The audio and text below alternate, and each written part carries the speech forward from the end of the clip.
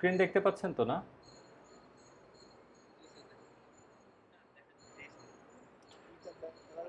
ওকে, আমরা গতকাল কথা বলেছিলাম কন্টেন্টের একদম ইতিহাস নিয়ে। কোথাও থেকে কন্টেন্ট শুরু হলো, অনলাইনে আসার আগে একদম অফলাইন থেকে শুরু করেছি। আজকে আমরা শুরু করব বিল্ডিংয়ে কন্টেন্ট মার্কেটিং স্ট্র্যাটেজি নিয়ে একটা স্লাইড। যে স্লাইডটা মূলত অনলাইনেই আছে, slideshare.net নামে। ওখানে কন্টেন্ট মার্কেটিং ইনস্টিটিউট যারা মূলত প্রত্যেক বছর কন্টেন্ট মার্কেটিং নিয়ে একটা সেমিনার অ্যারেঞ্জ করে থাকে ইন্টারন্যাশনালি। সেই সেমিনারটাতে ওয়ার্ল্ডের সবচেয়ে বড় বড় যারা কন্টেন্ট রাইটার আছেন অথবা যারা প্রমিনেন্ট কন্টেন্ট রাইটার হিসাবে পুরো পৃথিবীতে যাদের নাম ছড়িয়ে আছে, রিকগনাইজড, তাদের সমন্বয়ে এই প্রোগ্রামটা হয়ে থাকে। ওখানে পুরো ওয়ার্ল্ড থেকে সবাই এসে জয়েন করে। সো আমরা এই স্লাইডটাই আমার কাছে মনে হয়েছে যে কন্টেন্ট নিয়ে আপনাদের আরেকটু ভালো ধারণা দেওয়ার জন্য, বেশি ইনফরমেশন দেওয়ার জন্য এটাই হচ্ছে বেস্ট। আর এখানে আমরা যে জিনিসগুলো শিখব সেই কন্টেন্টের একটু বিস্তারিত, যে আমার কন্টেন্টটা মানে কতটুকু ভালো হওয়া দরকার, আমার কন্টেন্টটা কতটুকু ইমপ্রুভ হওয়া দরকার, কন্টেন্টটা আসলে কী রকম হওয়া দরকার, সেটা একদম রিয়েল এক্সাম্পল দিয়ে এখানে যারা কন্টেন্ট মার্কেটিংয়ের ওয়ার্ল্ড ক্লাস লিডার বলা যায় তাদের মতামতগুলো ওনারা এই স্লাইডে শেয়ার করেছেন। আমরা ওই শেয়ারগুলো, ওনাদের মতামতগুলো নিয়েই আজকে কথা বলবো। ওনারা আসলে কি বলেছেন। গতকাল তো আমি হিস্ট্রি দেখালাম বা আমি আমার মতো করে আপনাদেরকে বুঝিয়েছি, বলেছি। আজকে ওনাদের ইন্টারন্যাশনালি যারা রিকগনাইজড এবং খুবই প্রমিনেন্ট যারা আছেন পুরো পৃথিবী জুড়ে, এরকম কিছু মানুষ, কয়েকজন, এর মধ্যে 40 জনের মতো আছেন। একই সাথে এখানে যারা এসছেন কথা বলার জন্য, এদের ব্যাকগ্রাউন্ড কিন্তু খুবই স্ট্রং। এরা বিভিন্ন ওয়ার্ল্ডের সবচেয়ে বড় বড় কোম্পানিগুলো, খুব রিনাউন, আপনাদের কিছুক্ষণ পরে একটা স্লাইডে আপনারা দেখবেন যে কোন কোন কোম্পানিগুলো এই প্রোগ্রামটাতে জয়েন করেছিল বা এই প্রোগ্রামটাতে কারা কারা জয়েন করে। তখনই আপনারা বুঝতে পারবেন যে আসলে এই ইনফরমেশনগুলো কতটা পাওয়ারফুল। সো এখানে প্রথমেই যে কথাটা বলা হয়েছে প্রথম স্লাইডটাতে, যে down the rabbit hole. Down the rabbit hole বলতে ওনারা বোঝাচ্ছেন beyond storytelling, what is there is in the world of content marketing. মানে আমরা যখন গল্প বলছি, কন্টেন্ট মার্কেটিং মূলত কন্টেন্টটা আমরা সাজিয়ে থাকি একটা গল্পের মতো করে, কোনো একটা কিছুকে ডেসক্রাইব করি। কিন্তু ওনারা এখানে বলছেন যে কন্টেন্ট মার্কেটিংয়ে স্টোরি টেলিংয়ের বাহিরে আর কি আছে, কন্টেন্ট মার্কেটিংয়ের মধ্যে গল্প বলা ছাড়া আর কি আছে, আর কি জিনিস আছে এখানে। সো ওনারা এখানে বলছে from creating a strategy to audience development to visual content to finding the real ROI of a content marketing program. এখানে ওনারা যেটা বোঝাতে যাচ্ছেন সেটা হচ্ছে creating a strategy to audiences, development to visual content. একটা স্ট্র্যাটেজি তৈরি করার কথা বলছেন অডিয়েন্স ডেভেলপমেন্ট করার জন্যে, যে একটা কর্মপন্থা তৈরি হবে আমার যারা টার্গেট অডিয়েন্স আছেন তাদেরকে ডেভেলপমেন্টের জন্য, আই মিন তাদেরকে সমৃদ্ধ করার জন্যে। Visual content to finding the real আরওয়াই। আমরা কন্টেন্টগুলোকে ভিজুয়ালাইজেশনের মাধ্যমে আমাদের রিটার্ন অফ ইনভেস্টমেন্টটা আমরা একটা কন্টেন্ট মার্কেটিং প্রোগ্রামের মাধ্যমে গুছিয়ে থাকি। আমাদের একটা কর্মপন্থার মাধ্যমে আমাদের অডিয়েন্সকে আমরা ডেভেলপ করে থাকি। Top rank online marketing and content marketing institute introduce to you a new series of e books, content marketing in wonderland. এখানে টপ র্যাঙ্ক অনলাইন মার্কেটিং এবং কন্টেন্ট মার্কেটিং ইনস্টিটিউট, এই দুটো যারা কন্টেন্ট মার্কেটিং নিয়ে একটু পড়াশোনা করতে চান, কন্টেন্ট মার্কেটিং নিয়ে আরও বিস্তরভাবে জানতে চান, তাহলে এখানে যে দুটো কোম্পানির নাম বলা হয়েছে, একটা হচ্ছে কন্টেন্ট র্যাঙ্ক অনলাইন মার্কেটিং এবং কন্টেন্ট মার্কেটিং ইনস্টিটিউট। এই দুটো মিলে এরা কিছু ই বুক তৈরি করেছে। ই বুকগুলো কন্টেন্ট মার্কেটিং ইন ওয়ান্ডারল্যান্ড নামে। ওখানে ওনারা কিছু ইবুক সিরিজ তৈরি করেছেন, যেখানে 4টা ইবুক ওনারা বলছেন। ওখানে আরও অনেক প্রচুর আর্টিকেল আপনারা পাবেন। সেই আর্টিকেলগুলো যদি আপনারা পড়েন এবং এই ইবুকগুলো যদি আপনারা পড়েন, আই বিলিভ যে আপনাদের কন্টেন্ট সম্পর্কে বিস্তর একটা ধারণা হবে। একই সাথে আমি আপনাদেরকে এই দুটো কোম্পানি বা এদের এই স্লাইডটা দেখানোর পেছনের কারণটা হচ্ছে যে এরা হচ্ছে ওয়ার্ল্ডের মানে টপদের মধ্যে সিরিয়ালে আছেন। যেহেতু এনারা টপের সিরিয়ালের মধ্যে আছেন, তাহলে এদের কাছ থেকে জানতে পারলে, শিখতে পারলে আমরা অনেক ভালো কিছু শিখতে পারবো। আমরা আলতু ফালতু জিনিস না শিখে এখান থেকে একদম সঠিক জিনিসটাই, মানে যেহেতু যারা বেস্ট তাদের কাছ থেকে শেখাটাই হচ্ছে বেস্ট। বুদ্ধিমানের কাজ হচ্ছে যে এক্সপিরিয়েন্স তার কাছ থেকে শেখা, যারা রিয়েল, যারা কোয়ালিফাইড তাদের কাছ থেকে শেখা। সেজন্যই আমরা এই দুটো কোম্পানি এখানে আমরা শিখব। এবং এই স্টেটমেন্টটা বা এই স্লাইডটা তৈরি করেছেন দুজন কোম্পানির দুজন সিইও। একজন টপ র্যাঙ্ক অনলাইন মার্কেটিং একটা এজেন্সির সিইও, আর একজন হচ্ছেন কন্টেন্ট মার্কেটিং ইনস্টিটিউটের সিইও।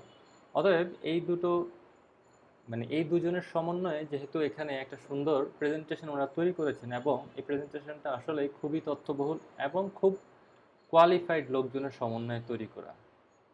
আপনারা যারা কন্টেন্ট সম্পর্কে জানতে চান, যারা ডিজিটাল মার্কেটিং সম্পর্কে জানতে চান, তাদেরকে আগে কন্টেন্ট সম্পর্কে একটু ধারণা নিতে হলে এই সাইটগুলো, ওনাদের এই দেয়া সাইটগুলো, ওনাদের ইবুকগুলো, ওনাদের সাইটে যে ব্লগ সাইটগুলো আছে, ওখানে যে কন্টেন্টগুলো আছে, বিভিন্ন বিষয় নিয়ে লেখা আছে, এই জিনিসগুলো পড়েন, আপনারা অনেক উপকারে আসবে।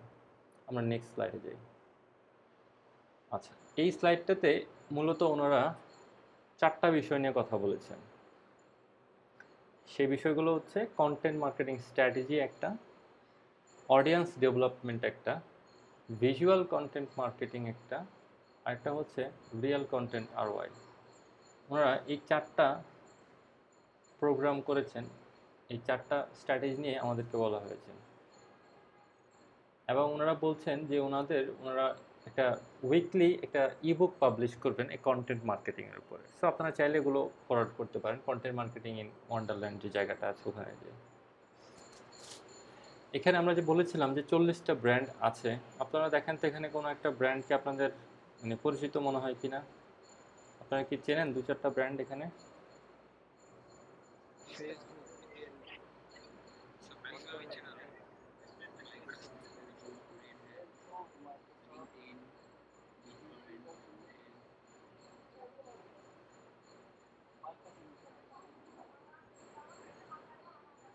আচ্ছা, এখানে বোয়িং আছে, ফেসবুক আছে, ডেল আছে, টামলার আছে, বিটটরেন্ট আছে, রেড হ্যাট আছে, সিসকো আছে। অতএব যেই ব্র্যান্ডগুলো আপনারা এখানে দেখতে পাচ্ছেন না, সবচেয়ে বড় কথা হচ্ছে আপনারা সবাই এখন যারা যারা পিসি থেকে কানেক্টেড, সবার পিসিতে মাইক্রোসফটের উইন্ডোজ পিসি, সে মাইক্রোসফট কানেক্টেড আছে। তো মাইক্রোসফট এখানে দেখেন 2 নম্বরে আছে। অতএব এই কন্টেন্ট মার্কেটিংয়ের যেই প্রোগ্রামটা হয়, এই ব্র্যান্ডগুলো এখানে কন্ট্রিবিউট করে থাকে, এই ব্র্যান্ডগুলো এদের সাথে কানেক্টেড। তার মানে আমরা যদি এখান থেকে শিখতে পারি, আমরা খুব ভালো কিছু শিখতে পারবো। আমরা এখানে ওখানে ঘোরাফেরা না করে যদি আমরা এদের এখান থেকে ইনফরমেশনগুলো নেই, তাহলে আমরা খুব মানে ওয়ার্ল্ড ক্লাস ইনফরমেশনটাই পাবো। জি,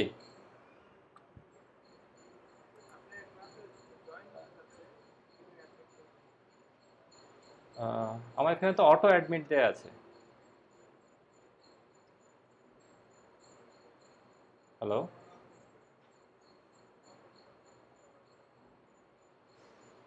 আমার এখানে তো অটো অ্যাডমিট করা আছে।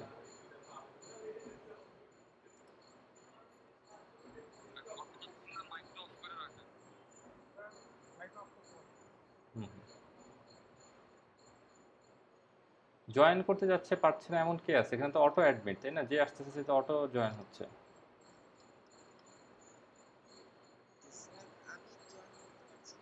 আচ্ছা আচ্ছা, কি সমস্যা হচ্ছিল?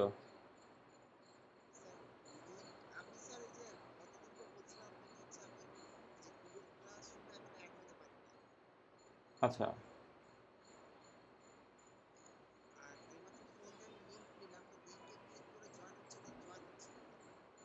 কারণ জয়েন না হওয়ার পেছনের কারণ তো হচ্ছে আপনাকে তো মনে হয় ওখান থেকে ইনভাইট করতে হবে। আপনি যদি আগে এনলিস্টেড না থাকেন সেই কারণে জয়েন করতে পারবেন না। যাই হোক, এখন তো জয়েন করলেন, প্রসিড করেন।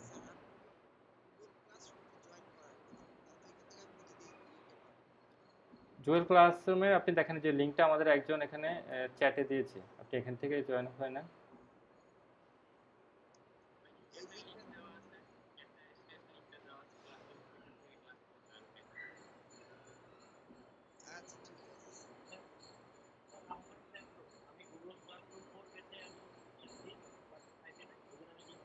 5-এ আপনি এই যে দেখেন লিঙ্কটা এখন দিয়েছে, এখন জয়েন করেন।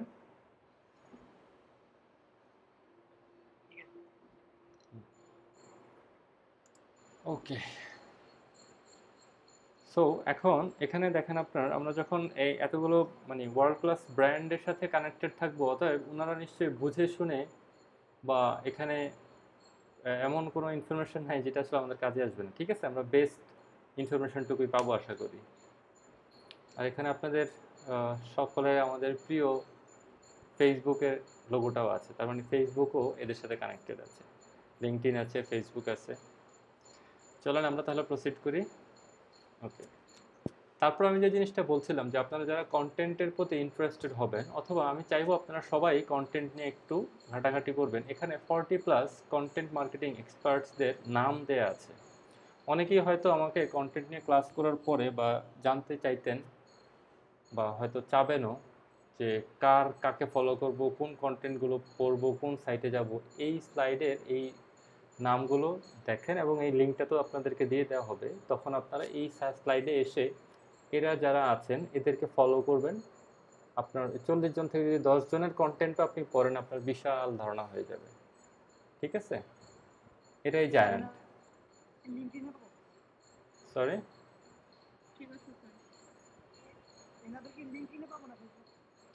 আপনি এদের তো ওয়েবসাইটেই পাবেন, এদের নামে সার্চ দিলে ওনাদের ব্লগ চলে আসবে, টুইটার আসবে, লিঙ্কডইন আসবে, সব চলে আসবে।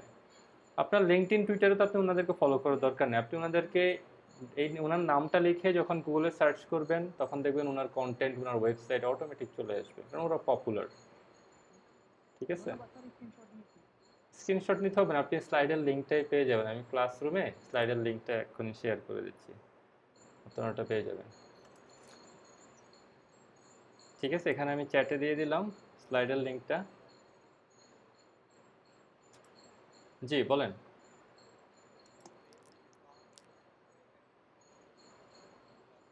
হুম।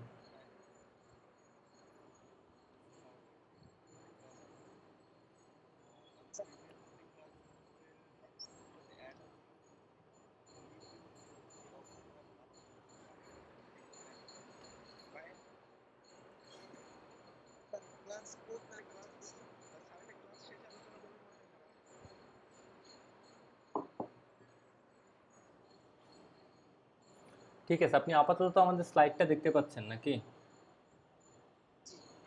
আচ্ছা, আপনি ক্লাসটা করেন, আমরা ক্লাস শেষে কার কার কী সমস্যা আছে, কোনো লিঙ্কে অ্যাক্সেস পাচ্ছেন না, ওগুলো সলভ করে দেবো। স্লাইডটা শেষ করে নিন।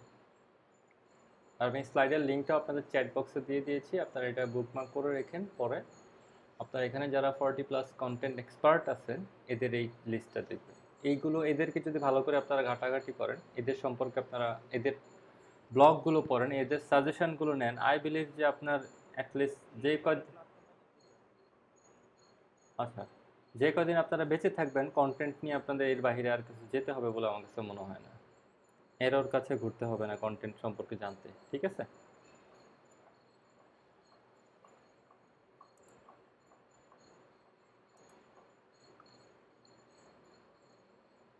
ওকে। এবার আমরা প্রথমে আসি, এখানে রেবেকা লিয়েব নামে একজন কন্টেন্ট স্পেশালিস্ট, তিনি লিখেছেন যে content strategy is the infrastructure of content marketing. উনি বোঝাচ্ছেন যে কন্টেন্ট স্ট্র্যাটেজিটা হচ্ছে একটা কন্টেন্ট মার্কেটিংয়ের ইনফ্রাস্ট্রাকচার। ইনফ্রাস্ট্রাকচার বলতে আমরা কী বুঝি? ইনফ্রাস্ট্রাকচার বলতে বোঝাচ্ছি যে অবকাঠামো।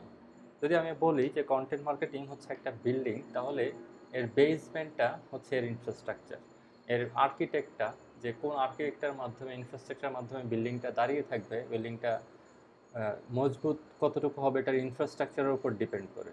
ঠিক তেমনি কন্টেন্ট স্ট্র্যাটেজিকে এই ভদ্রমহিলা বোঝাচ্ছেন ইনফ্রাস্ট্রাকচার হিসাবে, কন্টেন্ট মার্কেটিংয়ের ইনফ্রাস্ট্রাকচার হিসাবে বোঝাচ্ছেন কন্টেন্ট স্ট্র্যাটেজিকে, কন্টেন্ট মার্কেটিংয়ে। Without answers to why and how, the result is chaos. এবং কন্টেন্ট মার্কেটিংয়ে যদি আপনি আনসার করতে না পারেন যে আপনার এই কন্টেন্টটা আপনি কেন লিখছেন, এবং এই কন্টেন্টটা মানে কেন, ধরেন একটা কন্টেন্ট আমার সামনে আসলো, এখন আমি যদি প্রশ্ন করতে চাই আমাকে যে আমি কন্টেন্টটা কেন করব, ওয়াই, এই কারণটা তো আমার এই কন্টেন্টটার মধ্যে থাকতে হবে যে হ্যাঁ এটার মধ্যে এই রিজনগুলো আছে, 5টা কারণে আমি এই কন্টেন্টটা পড়ব। এবং একই সাথে যদি আমি আসি যে হাউ, যে এই কন্টেন্টটা আমাকে কিভাবে উপকৃত করছে। যদি এখন বিষয়টা এরকম আসে যে আমরা ধরে নেই যেহেতু আমরা ঠাকুরগাঁ নিয়ে তো এই ক্লাসটা করছি, তাই না? এখানে ঠাকুরগাঁর আছেন কয়জন?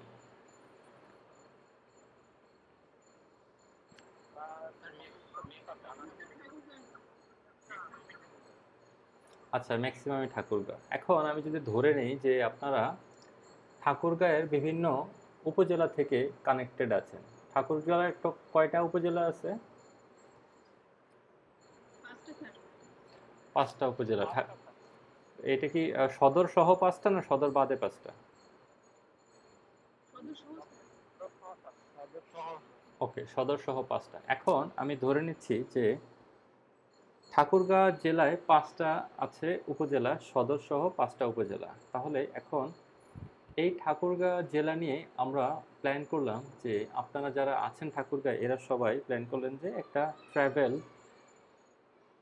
ব্লগ তৈরি করবেন, একটা ট্যুর রিলেটেড ব্লগ তৈরি করবেন। তাহলে প্রথমে কাজ হচ্ছে যে ঠাকুরগাঁও কেন প্রসিদ্ধ। যেমন কুমিল্লায় অনেক কিছু আছে, তার মধ্যে কুমিল্লার রসমালাই অনেকে পছন্দ করে, প্লাস কুমিল্লায় আপনার কিছু ময়নামতি, তারপর বার্ড কিছু জায়গা আছে, পুরনো ঐতিহ্যবাহী কিছু জায়গা আছে যেগুলো মানুষ ঘুরতে যেতে পছন্দ করে কুমিল্লার আপনার। জি বলেন। কুমিল্লা, আচ্ছা গুড, তাহলে তো আপনি কুমিল্লা নিয়েও ব্লগ লিখতে পারেন।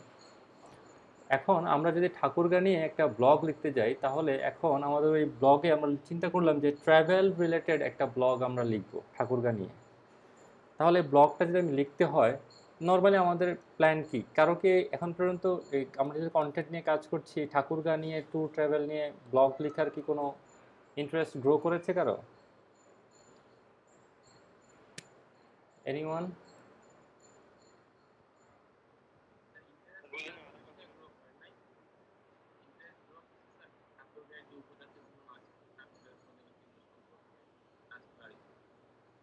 আচ্ছা, এটা ব্লগের মাধ্যমে লিখবেন তাই তো? আচ্ছা, এখন যদি এরকম হয় যে আমরা ধরে নিলাম ঠাকুরগাঁয়ে, আপনার একটু বলেন তো মানে ইয়ে ভিজিটেবল প্লেস বা ট্যুরিস্ট স্পট কি কি আছে, ওরকম কিছু কি আছে?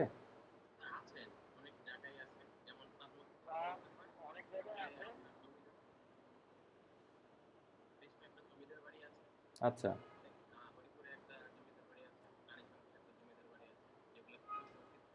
আচ্ছা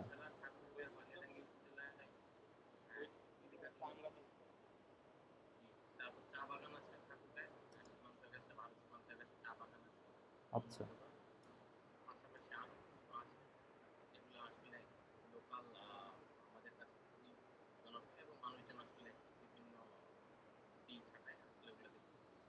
আচ্ছা আচ্ছা আচ্ছা। আমরা যদি এরকম হয় বিষয়টা যে ঠাকুরগাঁ নিয়ে আমরা একটা ভাবলাম যে একটা ব্লগ হবে যেখানে ট্যুর ট্রাভেল রিলেটেড ইনফরমেশনগুলো থাকবে। মনে আছে গতকালকে আমরা কথা বলেছিলাম যে ফ্রান্সের একটা গাড়ির টায়ার কোম্পানি একটা ম্যানুয়াল ব্লগ, যেটা আপনার হার্ড কপি একটা ম্যাগাজিন বের করেছিল 400 পৃষ্ঠার, যে ম্যাগাজিনটাতে ওরা, ওদের হচ্ছে টায়ার কোম্পানি কিন্তু ওরা গাড়ি, একটা গাড়ির সার্ভিস কীভাবে করবে, গাড়ি মেনটেনেন্স থেকে শুরু করে একটা ট্রাভেলে যখন যাবে একটা ড্রাইভার সে কোথায় থাকবে কি খাবে এই পথে কিভাবে গাড়িটাকে টেক কেয়ার করবে, একটা পুরো ম্যানুয়াল তৈরি করেছিল। যেভাবে ওদের পরে হচ্ছে আপনার ওই লেডিস ম্যাগাজিন যেটা ওরা পরে লঞ্চ করলো, ঠিক তেমনি আমরা যদি ঠাকুরগাঁ নিয়ে একটা, এখন যেহেতু আমরা অনলাইনের যুগে আছি এবং আমরা খুব অ্যাডভান্স একটা সোসাইটিতে বাস করি, আমরা যদি ঠাকুরগাঁ নিয়ে একটা ট্রাভেল রিলেটেড একটা ব্লগ করতে চাই, একটা কন্টেন্ট সাইট তৈরি করতে চাই, তাহলে আমাদের সাইটটাতে আমাদেরকে আগে কিছু প্রশ্ন তৈরি করতে হবে। এখানে এই ভদ্রমহিলাটা বলেছেন ওয়াই অ্যান্ড হাউ, যে আমরা কেন আসলে এই ব্লগটা লিখব। একটা ব্লগ লেখার আগে, একটা কন্টেন্ট লেখার আগে আমাদেরকে কনফার্ম হতে হবে দুটো প্রশ্ন নিয়ে, ওয়াই অ্যান্ড হাউ, কেন আমরা কন্টেন্টটা লিখবো, একই সাথে এই কন্টেন্টটা কিভাবে আমার অডিয়েন্সকে বা আমার টার্গেট মার্কেটকে উপকৃত করবে। এই দুটো মানে কোয়েশ্চেন উনি বলেছেন কনফার্ম করতে, তা না হলে এটার রেজাল্টটাও হবে একটা ক্যাওস, মানে এটা খুব বাজে একটা জিনিস হবে, ভালো জিনিস হবে না, উনি এটা বোঝাতে চাচ্ছেন। আচ্ছা, নেক্সটে আমরা যাই। আমরা ওনার আরও কিছু কন্টেন্ট স্ট্র্যাটেজি নিয়ে উনি বলেছেন এখানে content strategy is the infrastructure of content marketing. উনি এই জিনিসটা বুঝেছেন, it answers to questions, it is it is documented and it is communicated through the enterprise। উনি এখানে দুটো জিনিসকে সেট করতে বলেছেন। যে প্রথম বিষয়টা হচ্ছে why are we doing this. আমরা একটা কন্টেন্ট যখন লিখব তাহলে আমাদেরকে, যখন আমরা ঠাকুরগা নিয়ে একটা ট্রাভেল গাইড লিখব, তখন আমাদের প্রথম বিষয়টা হচ্ছে কেন আমরা এটা লিখছি, তার মানে আমাদের গোলটা কি, এটা আগে ফিক্স করতে হবে। সেকেন্ড যে বিষয়টা আছে সেটা হচ্ছে how are we going to get it done, process and governance. উনি যেটা বোঝাচ্ছেন যে এটা কিভাবে কমপ্লিট হবে, এই জিনিসটা কিভাবে শেষ হবে, এটার একটা প্রসেস এবং এটার সিস্টেমগুলো কি হবে, প্রসেসটার মধ্যে কি কি সিস্টেমগুলো আমরা ফলো করব। তার মানে একটা কন্টেন্ট তৈরি করার আগে আমরা মন চাইলেও আর মানে হঠাৎ করে ঠাকুরগা নিয়ে লেখালেখি শুরু করে দিলাম, no, it's not a good idea. ওইটা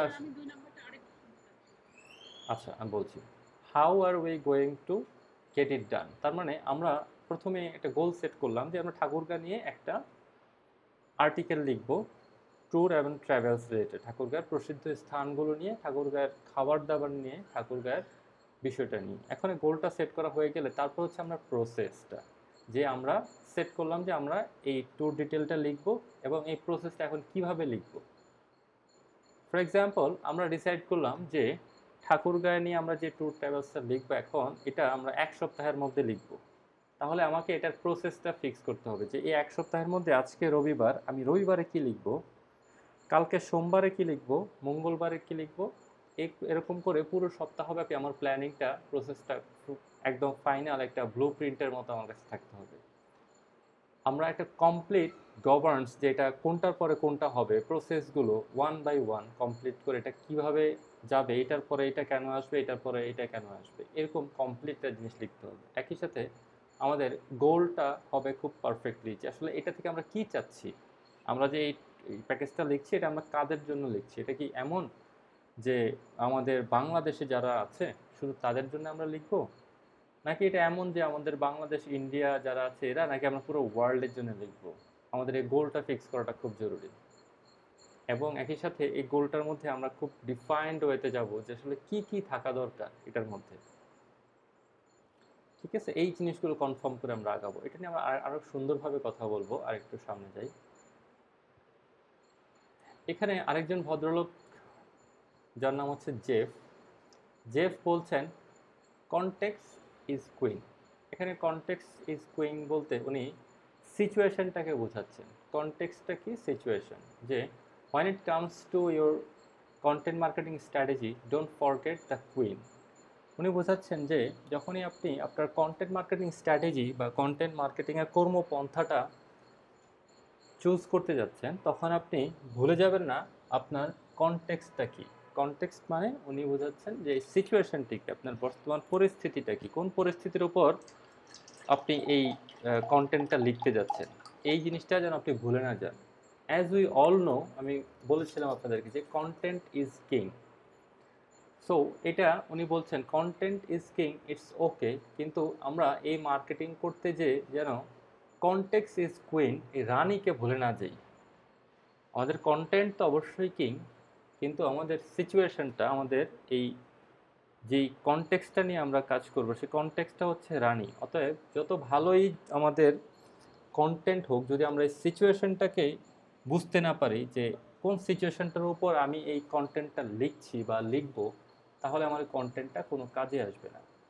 ফর এক্সাম্পল আমরা ধরি যে আমরা এখন প্ল্যান করলাম যে আমরা একটা ব্লগ লিখব এবং এই ঠাকুরগা নিয়ে যখন আমরা একটা ব্লগ লিখব, তাহলে আমাদের ব্লগটা আমরা পুরো ওয়ার্ল্ড যেন আমাদের এই ব্লগটা পড়তে পারে ওরকম অ্যাট্রাকটিভ ওয়েতেই পড়বো। কারণ যদি আমি বাংলায় ব্লগটা লিখি অথবা শুধু বাংলাদেশের কাস্টমারকে টার্গেট করে লিখি, তাহলে আসলে বাহিরের যে লোকজন আছে, আমাদের বাংলাদেশের চাইতেও বিদেশি লোকজন ভ্রমণ পিপাসু বেশি। ফর এক্সাম্পল আপনার ওয়েস্টার্ন কান্ট্রিগুলো, আমেরিকান বা ইউরোপিয়ান দেশের মানুষজন, ওরা খুব ঘুরতে পছন্দ করে। ওরা এমনও হয় যে 30 বছর, 35 বছর অথবা 40 বছর পর্যন্ত ওরা চাকরি করে বা কাজকর্ম করে। এরপরে ওরা যেটা করে, ওরা খুব সাধারণ জীবন লিড করে। এই সময় ওরা হয়তো $1 মিলিয়ন সে সেভ করেছে অথবা $5 লাখ সে সেভ করেছে। এই সেভিংসটা দিয়ে নর্মালি কি হয়, আমাদের দেশে আমাদের একটা কালচার হচ্ছে, আমাদের বাবা মা বা যারা মুরব্বী আছেন, যা কেউ ব্যাংকে জব করছেন, কেউ সরকারি চাকরি করছেন, হয়তো তার পৈতৃক একটা ভিটা আছে অথবা সে একটা জমি কিনেছেন। তারপর যেটা হয়, শেষ বয়সে এসে বাবা, ছেলে, মেয়ে সবাই একত্রে কষ্ট করে টাকা পয়সা দিয়ে একটা বাড়ি করেন। বাবা মার মনে হয় যে শেষ বয়সে নিজের বাড়িতে থাকবো, এটাই একটা শান্তি। আমাদের দেশের মানুষ কিন্তু অত ঘুরতে যায় না, খুব কম ঘুরে। ইদানিং একটু মানুষজন, ইয়াং লোকজন ঘোরাফেরা শুরু করেছেন। কিন্তু আমাদের নর্মালি একটা টেন্ডেন্সি হচ্ছে একটা বাড়ি করে যাওয়া বা জায়গা জমি কেনা, নিজের পেছনে খরচ করে না। সবাই কেন জানি জায়গা জমি বাড়ি ঘরের প্রতি প্রচণ্ড আকৃষ্ট আমাদের এই অঞ্চলের মানুষজন। এতে করে যেটা হয় যে একটা সার্টেন টাইম পর উনি সারা জীবন কষ্ট করে হয়তো একটা ছিঁড়া প্যান্ট পরে ওইটারে সেলাই করে করে পরছেন, কাপড় চোপড় ভালো পরেননি, কিন্তু জমি জমা কেনার ক্ষেত্রে আবার উনি ওস্তাদ, ওগুলো মিস করেন নাই, ওগুলো কিনে রাখছেন। কিন্তু উনি যখনই মরে যাচ্ছেন, এই জমি জমা নিয়েই ওনার সন্তানরা দেখা যাচ্ছে এক একজনের সাথে এক একজনের সম্পর্ক তিক্ততার একদম শেষ সীমানায় পৌঁছে যাচ্ছে। এই বাবা মা যখন চোখ বন্ধ করেন, তারপরেই সন্তানরা শুরু হয়ে যায় জমি জমা নিয়ে ঝগড়াঝাটি করার জন্য। কিন্তু বিদেশে এই জিনিসটা নাই। ওরা 18 বছর হওয়ার পর বাচ্চাদেরকে তাদের নিজের দায়িত্ব নিজেদেরকে নিতে হয়, ওভাবে সোসাইটিটা ওভাবেই গড়ে তোলা। বাবা মা কোনো টাকা পয়সা ওখানে জমায় না, ওরা কোনো ন্যূনতম থাকার জন্য যেটুকু দরকার এটুকুই করে। খুব পয়সাওয়ালা লোকেও ওখানে সন্তানদেরকে বিশাল সম্পত্তি দিয়ে যায় খুব কম। ওরা প্রয়োজনে মরে যাওয়ার আগে এগুলো উইল করে কোনো একটা এনজিও কিংবা কোনো হসপিটালকে দান করে যায়, বা কোনো চ্যারিটিতে বিক্রি করে সব টাকা পয়সা চার্চে বা কোনো চ্যারিটি দিয়ে যায়, কোনো এনজিওতে দিয়ে দেয়। ওরা কিন্তু সন্তানদের জন্য তেমন কিছু রাখে না, সন্তানরা নিজেদের মতো করে নেয়। অথবা ওরা মধ্যবয়স আসলেই ঘুরতে বেরোয়, পুরো ওয়ার্ল্ড ট্যুরে ওরা বেরোয়। বাচ্চাদের প্রতি আমাদের দেশে যেমন হ্যাঁ বাচ্চার জন্য একটা গাড়ি লাগবে, একটা বাড়ি লাগবে, এইরকম ওদের টেন্ডেন্সি নেই। ওরা কথা হচ্ছে তোমাকে, তুমি তোমারটা করে নাও, আমি আমারটা করে নিছি, তুমি আমার কিছু পাবা না, ম্যাক্সিমাম এরকম একটা টেন্ডেন্সি নিয়ে ওরা থাকে। এ কারণে ওদের ওখানে ঝগড়াঝাটি কম হয়, ঝামেলাটাও খুব কম হয়। বাবা মা মরে যাওয়ার পর সন্তানদের মধ্যে ঝগড়াঝাটি নেই। তা আমাদের এই সংখ্যাটা খুব বেশি। টাকা পয়সা বা এই সম্পত্তির জন্যে আমাদের সম্পর্কগুলো বিচ্ছিন্ন হয় বাবা মা মরে যাওয়ার পর। যাই হোক, তো আমরা যদি এখানে এখন এই ওয়ার্ল্ডের যেই ট্যুরিজম সেক্টরটা আছে, যেই পৃথিবীব্যাপী যে ভ্রমণ পিপাসু মানুষগুলো আছে, তারা যখন পুরো একটা ভ্রমণে বের হবে, সো আমরা যদি ঠাকুরগাঁ নিয়ে ওভাবে প্রেজেন্ট করি, এবং প্রেজেন্ট করার আগে আমরা একটা কনসিডারেশন নিই যে যেহেতু এই ভদ্রমহিলা আগে যেটা বলেছিল যে গোলটা সেট করা, আমরা যদি গোলটা সেট করি এভাবে যে আমরা ঠাকুরগাঁ নিয়ে কয়েকটা স্তরে ইনফরমেশনগুলো সাজাবো। যে একটা মানুষ ঢাকা থেকে ঠাকুরগাঁ আসা পর্যন্ত যদি কেউ প্লেনে আসে তাহলে সে কিভাবে কোথায় দিয়ে আসবে, যদি সে বাসে আসে তাহলে সে কিভাবে আসবে, যদি সে ট্রেনে আসে তাহলে কিভাবে আসবে। ওকে, এবার সে যদি রাতে এখানে থাকতে চায়, আমাদের যেহেতু 5টা উপজেলা, কোন কোন উপজেলাগুলোতে কি কি জিনিস সুন্দর আছে, দর্শনীয় স্থান আছে, কেন এই স্থানটা দর্শনীয়, ওই স্থানটা একটা হিস্ট্রি আমি দেব। কারণ ওই অডিয়েন্সটাকে আমার অ্যাট্রাক্ট করতে হলে আমাকে এমন কিছু ইনফরমেশান দিতে হবে যার জন্য সে অ্যাট্রাক্ট হবে। সে ওই ইনফরমেশনগুলো নিয়ে যখন আসবে আমার সাইটে, তখন সে ওখানে যেন একটা ডিটেল জিনিস পায়। যদি কেউ বিদেশি কেউ হয়, সে লোকাল গাইড যদি এখানে হায়ার করতে হয়, কোথা থেকে লোকাল গাইড হায়ার করবে। সে রাতে যদি থাকতে হয়, কোথায় কোথায় তার জন্য থাকাটা সেফ হবে, কোথায় থাকলে সে কম খরচে থাকতে পারবে। যদি কেউ বেশি টাকায় বেশি আরামদায়কভাবে থাকতে চায় তাহলে সেটা কি হবে। নর্মালি আমাদের দেশের লোকজন যদি হয় তাহলে সে কি করবে, পুরো এই যে প্রসেসটা। জি,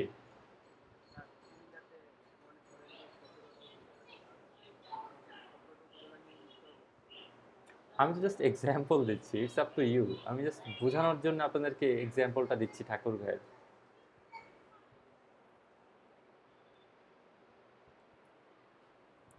আপনি কি আমার কথাটা বুঝতে পারছেন? আমি কিন্তু মানে এখানে এক্সাম্পলগুলো ইউজ করছি যে আপনার যেন কন্টেন্টটা কিভাবে হবে, মানে কন্টেন্টের লেখার স্টাইলটা কিভাবে আমরা কন্টেন্টটাকে অ্যাট্রাকটিভ করব, ওভাবে আমরা জাস্ট কথাগুলো আমি বলছি। যে একটা কন্টেন্ট, কারণ হচ্ছে একটা কন্টেন্ট আমরা যখন পাবলিশ করলাম, এই কন্টেন্টটা পাবলিশ করার পর এই কন্টেন্টটা কতদিন আমার সাইটে থাকবে, বা ভিজিটর কি একবারই এসে পড়বে নাকি এই কন্টেন্টটা আগামী 10 বছর পর্যন্ত পড়বে, আমাকে ওগুলাও চিন্তা করতে হবে। তো আপনারা যে এখানে এই ভদ্রমহিলা যেটা বলেছেন যে why are we doing this, আমরা এটা কেন করছি, আমাদের গোলটা ফিক্স করতে হবে, গোলটা খুব ক্লিয়ার হতে হবে, খুবই স্পষ্ট যে কাকে আমি টার্গেট করছি, কেন আমি তাকে টার্গেট করছি, এবং সে এখান থেকে কি পাবে, কেন পাবে, এই জিনিসগুলো ডিফাইন করে আমাকে কিন্তু আগাতে হবে।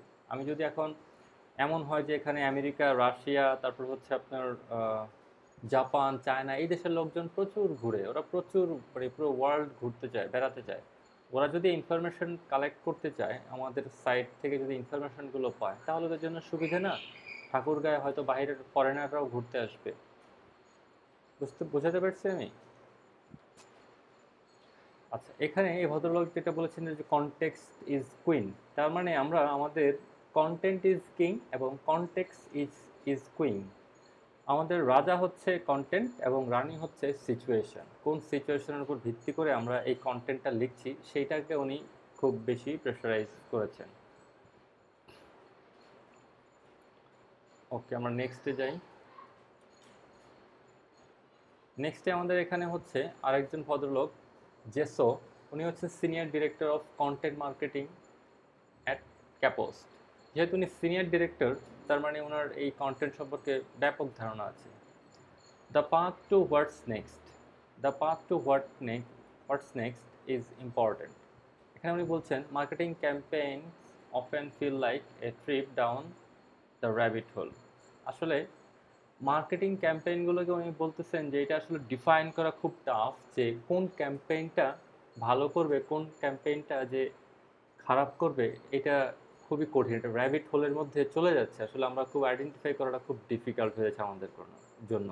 Wandering works in fairy tales, but it's disastrous when it comes to lead management. Wandering works in fairy tales, উনি যেটা বলছেন যে আমরা আমাদের কাজগুলো মনে হচ্ছে গল্পের মতো, রূপকথার গল্পের মতো আমরা কাজ করতেছি, কিন্তু যখন এটা খুব বাজেভাবে মানে ইমপ্যাক্ট ফেলে, তখন আমাদের ম্যানেজমেন্টকে বোঝানোটা খুব ডিফিকাল্ট হয়ে যায়। যে আসলে আমি যে কাজটা করলাম, ম্যানেজমেন্ট আসলে বুঝতে চায় না যে এই কাজটা, এটা সবসময় যে কন্টেন্টগুলো চমৎকার রেজাল্ট আনবে তা কিন্তু না। কন্টেন্ট আসলে এটা আমরা ইমপ্লিমেন্ট করে দেখবো যে কন্টেন্ট আসলে কীরকম অডিয়েন্স কতটা অ্যাকসেপ্ট করছে। আমি তো প্রথমেই একটা কন্টেন্ট দেওয়ার আগে 100% কনফার্ম হওয়া যাবে না যে এই কন্টেন্টটা খুব ভালো চলবে। উনি এখানে এই জিনিসগুলো বুঝিয়েছেন যে কন্টেন্ট আসলে এটা ক্যাম্পেইনটা, মার্কেটিং ক্যাম্পেইনটা খুব ডিফিকাল্ট আইডেন্টিফাই করা। সো এখানে উনি ওনার কিছু, ওনার 3টা পছন্দের স্টেপ উনি বলেছেন যে এই জিনিসটাকে 3টা স্টেপের মাধ্যমে ডিফাইন করা যায়। Create a call to action, CTA, flow chart. উনি বোঝাচ্ছেন যে একটা কল টু অ্যাকশন এবং একটা সিটিএ ফ্লো চার্ট, যদি একটা ফ্লো চার্ট থাকে যে list out every campaign or theme you plan to address with your content.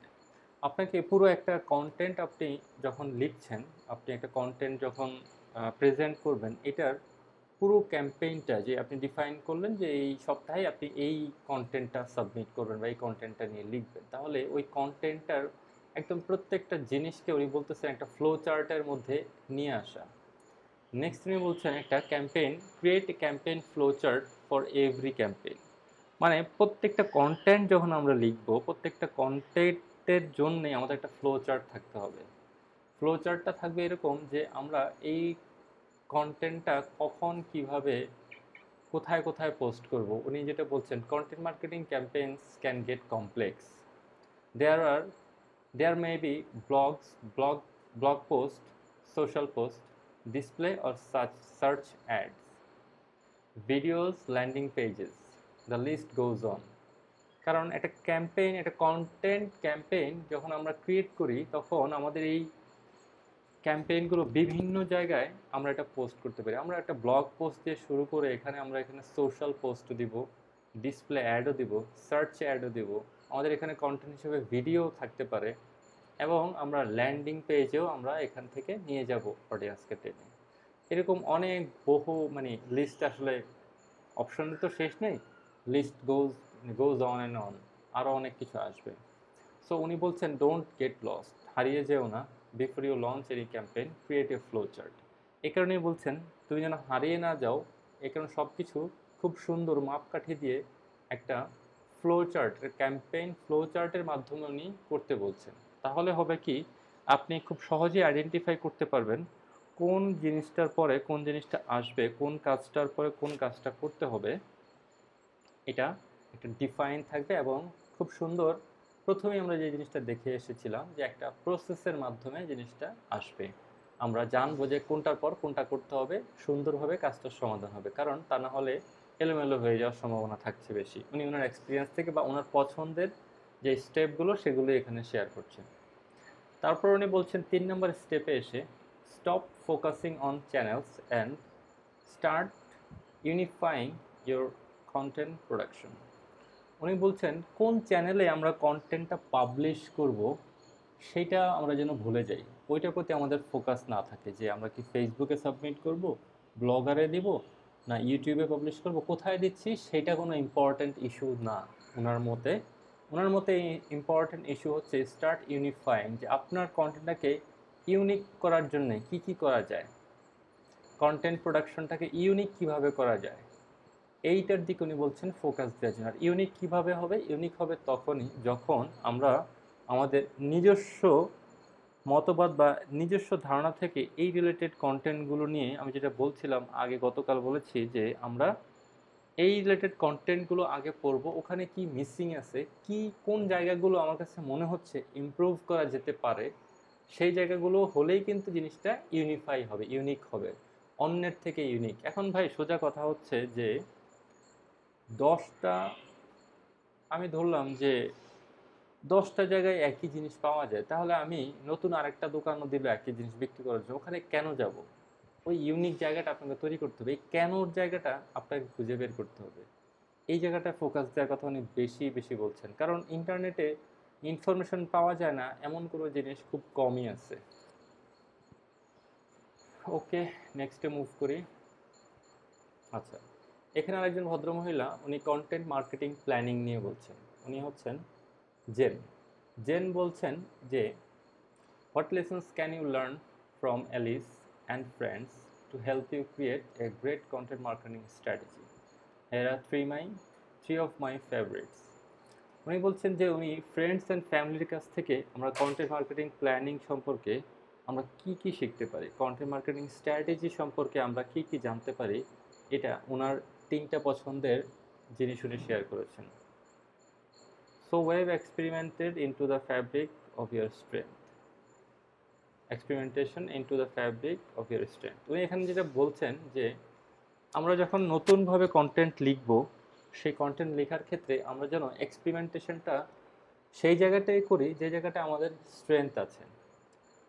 For example, আপনারা যারা ঠাকুরগাঁয়ে আছেন, আপনি কিন্তু ঠাকুরগাঁ নিয়ে লেখাটা আপনার জন্য খুব সহজ, বরঞ্চ যে পঞ্চগড়ে নেই কিন্তু পঞ্চগড় নিয়ে যদি আপনি লিখতে চান, আপনি আরেকজনের কাছ থেকে ধার করে নিয়ে, ধার দেনা করে বা জেনে আপনাকে লিখতে হবে, আদারওয়াইজ আপনি ভালো লিখতে পারবেন না। তারপরেও অন দ্য আদার হ্যান্ড, যদি আপনি ঠাকুরগাঁ নিয়ে লিখতে চান তাহলে কিন্তু আপনি খুব সুন্দরভাবে ঠাকুরগাঁ নিয়ে লিখতে পারছেন, কারণ ঠাকুরগাঁর সম্পর্কে আপনি ইনফরমেশন খুব বেশি জানেন। আপনি ঠাকুরগাঁর সব ইনফরমেশন আপনার কাছে দেয়া আছে, ঠাকুরগাঁয়ে আপনি থাকেন, ছোটোকাল থেকে বড় হয়েছেন, এই 5টা উপজেলার কোথায় কি আছে আনাচে কানাচে জানাটা খুব আপনার জন্য বিগ ডিল না। উনি এই কথাটাই বলেছেন, এক্সপেরিমেন্টেশন যখন আমরা করব, নতুন নতুন যখন আমরা কোনো কিছু শিখবো, শেখার চেষ্টা করব, তখন আমাদের স্ট্রেংথটা যেখানে আছে সেখানে আমরা এক্সপেরিমেন্টগুলো করব, তাহলে আমাদের জন্য সুবিধা হবে। A good content marketing strategy should encompass plan for engagement with internal terms as well as interactions with prospects and customers. উনি বলছেন একটা good marketing content marketing strategy সবসময় একটা প্ল্যানের মধ্যে থাকবে যেটা প্রসপেক্টস এবং তার কাস্টমারকে মাথায় রেখে কাজ করবে। এখন এই প্রসপেক্টস অ্যান্ড কাস্টমারকে মাথায় রেখে কাজ করতে হলে কাস্টমার এবং কাস্টমার সম্পর্কে ভালো ধারণা নিতে হবে। কাস্টমার সম্পর্কে ভালো ধারণা নিতে হলে এই কাস্টমাররা এই ধরনের ইনফরমেশান কোন কোন সাইট থেকে বেশি নেয় সেই সাইটগুলোর কন্টেন্টগুলো আমাদেরকে স্টাডি করতে হবে। ওই কন্টেন্টগুলো স্টাডি করলেই আমরা বুঝে যাব যে আমাদের এই কাস্টমারগুলো এই ধরনের টেস্ট ওরা বিলং করে। আচ্ছা,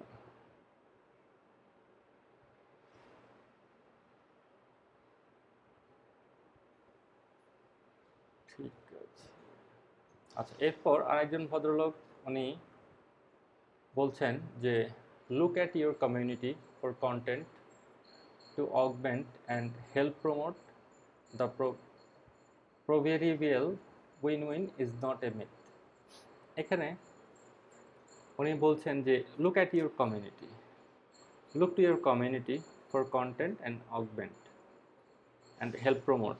আমরা সবসময় একটা জিনিস শুনে থাকি যে একটা উইন উইন সিচুয়েশন, যে আপনি জিতলে আমি জিতবো। বিজনেসে এই টার্মটা বেশি ইউজ হয়, যে আমরা উইন উইন ভাবি, যে আমরা আমাদেরকে কাস্টমারকে নিয়ে ভাবি, তাহলে আলটিমেটলি কাস্টমার যদি জিতে আমরা জিতবে। এটা কীভাবে? যদি আমাদের কাস্টমারকে কথা কনসিডার করে আমরা একটা প্রোডাক্ট বানাই, আর কাস্টমার যদি প্রোডাক্টটা পারচেজ করে, তাহলে তো প্রফিট দিন শেষে আমাদেরই, তাই না? আমাদের প্রোডাক্টটা বিক্রি হলো, আমরা প্রফিট করতে পারলাম। ঠিক এই উইন উইন সিচুয়েশনটা একটা মাইথ, অনেকেই বলে থাকেন, কিন্তু উনি বলছেন না। তুমি তোমার কমিউনিটিতে দেখো, কন্টেন্টগুলো নিয়ে ভাবো, তোমার কমিউনিটি কি চায়।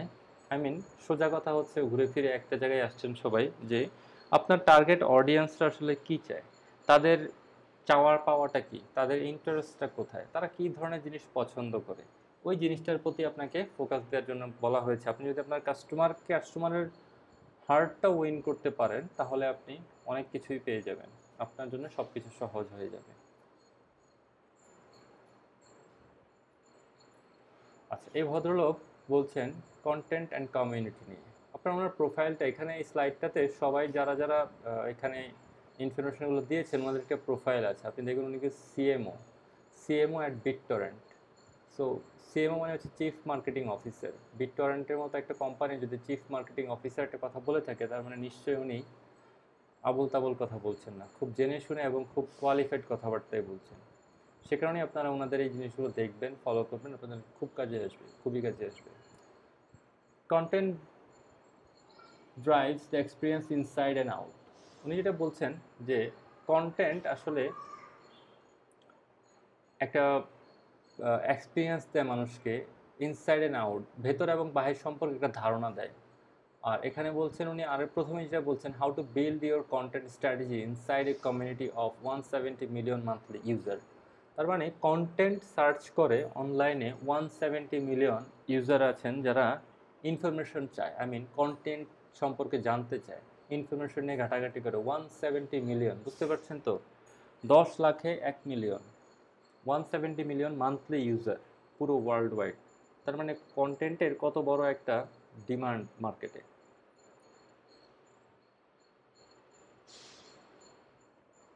এই কারণেই আমরা যখন দেখি যে, ধরেন কন্টেন্ট হয়ে গেছে একটা কমোডিটির মতো, একটা গ্রোসারি শপের মতো। একটা গ্রোসারি শপ বা মুদি দোকানগুলো আমরা সচরাচর যেটা দেখে থাকি, যে আমাদের বাসা থেকে একটু দূরেই আশেপাশে 5-7টা মুদি দোকান, আবার একটু পরে আরও 2টা মুদি দোকান। মুদি দোকানের কিন্তু শেষ নাই, তাই না? মুদি দোকানের কি কমতি আছে?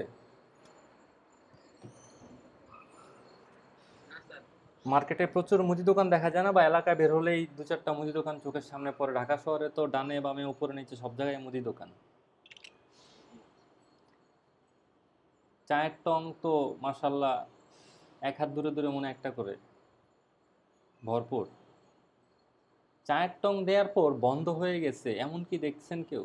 যে চায়ের টং দিছিল চলে নাই, পান সিগারেটের দোকান দিছিল চলে নাই?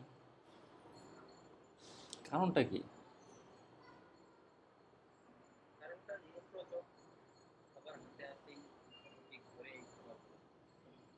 আচ্ছা, তো কারণটা হচ্ছে এটার ইউজার এত বেশি, এবং সবাই হচ্ছে এটার ইউজার, সবাই এই জিনিসগুলো চায়। সো এই কারণে এখানে ডিমান্ড এত বেশি যে সাপ্লায়ার যত বেশি হোক কোনো সমস্যা নেই। হয়তো কেউ কম বা বেশি, কিন্তু দোকান বন্ধ হয়ে যাওয়ার মতো অবস্থা না। কিছু একটা না কিছু একটা করে কারো না কারো রিজিকের ব্যবস্থা হয়ে যাচ্ছে। পানে কিছু কেউ না পারলে চা পানের একটা দোকান দিতে পারলেও মোটামুটি দিন শেষে 1-1.5 হাজার টাকা ইনকাম করা যায়, খুব ডিফিকাল্ট কিছু না। চা বিড়ি সিগারেট এরা সবাই ছড়ায় ছিটায় খায়, বা চা পান সিগারেট যে দোকানগুলো আছে এগুলো চলবেই, এগুলোর কোনো মিস নাই। সো উনি বলছে content drives the experience inside and outside your stories and artist content from the community highlight the product better than anyone. এখানে দেখেন আমরা কন্টেন্ট রাইটার হিসাবে আমরা যারা পরিচিত বা কন্টেন্ট রাইটিং যারা করি আমরা সবাই কন্টেন্টকে বা যারা কন্টেন্ট লিখে তাদেরকে কন্টেন্ট রাইটার বলি, কিন্তু আসলে আমার কাছে মনে হয় এটা কন্টেন্ট রাইটার না হয় এটা কন্টেন্ট আর্টিস্ট। কারণ এখানে একটা জিনিসকে সুন্দরভাবে তুলে ধরা, একটা জিনিসকে সুন্দরভাবে প্রেজেন্ট করা খুব ইম্পর্টেন্ট। এর মধ্যে মানে একটা জিনিসকে লিখা আর এটা প্রেজেন্ট করা দুটো কিন্তু খুব অনেক পার্থক্য আছে। আপনি যখন একটা ঠাকুরগা নিয়ে খুব সুন্দর একটা ব্লগ লিখছেন, আপনাদের ওই জমিদার বাড়িগুলো নিয়ে লিখবেন, আপনার এই পড়ায় স্টোরিটা যদি খুব চমৎকারভাবে আপনি প্রেজেন্ট করতে পারেন, ওই স্টোরিটা পড়ে ওটা মুগ্ধ হয়ে অনেক মানুষ এই হয়তো জমিদার বাড়িটা দেখতে যাবে, ভিজিট করতে যাবে, যদি আপনি ওখানে খুব সুন্দরভাবে এটাকে লিখতে পারেন, খুব সুন্দরভাবে প্রেজেন্ট করতে পারেন। এখন হয়তো আরও তিনজন লিখেছে, কিন্তু তিনজন থেকে একজনের লেখাটা একটু ভিন্ন রকম হবে, একটু সুন্দর হবে, কারণ তার মধ্যে লিখার একটা সবার আর্টিস্টিক স্টাইল আছে। আর্ট সবাই তো লিখলে আর্ট করলে একরকম হয় না, তাই না? কেউ খুব সুন্দর চারুকলা থেকে আর্ট না শিখেও সে কিন্তু খুব সুন্দর আর্ট করে থাকে। আমাদের আছে না বন্ধু বান্ধবের মধ্যে একজন দুইজন, কাজিনদের মধ্যে একজন দুজন আছে না এরকম, যে খুব এমনিতেই সে খুব ন্যাচারালি ভালো আর্ট করতে পারে। সো ঠিক ঠিক তেমনি আমাদের এই কন্টেন্ট লেখার ক্ষেত্রেও আর্টিস্ট যাদেরকে বলা হয়, একটা আর্ট যে করে তাকে আমরা আর্টিস্ট বলি, ঠিক তেমনি কন্টেন্ট আর্টিস্ট যারা, এদের লিখার একটা নিজস্ব ভুবন আছে। এরা চাইলে একটা জিনিসকে খুব সুন্দর করে লিখতে পারে, ইটস বাই বর্ন বিল্ড। এবং কেউ যদি খুব বেশি ইগারনেস কাজ করে যে না সে আগে কখনো লিখেনি, কিন্তু এখন তার হঠাৎ করে লেখার প্রতি বা কন্টেন্ট রাইটিংয়ের প্রতি একটা আনন্দ সে পেয়েছে, খুব মজা সে পাচ্ছে, তাহলে সে যদি চেষ্টা করে আমার মনে হয় সেও পারবে। হয়তো একটু সময় লাগবে, কিন্তু সেও পারবে। ওকে, সেকেন্ড উনি যে অপশনটার কথা বলেছেন সেটা হচ্ছে টাইট কোঅর্ডিনেশন।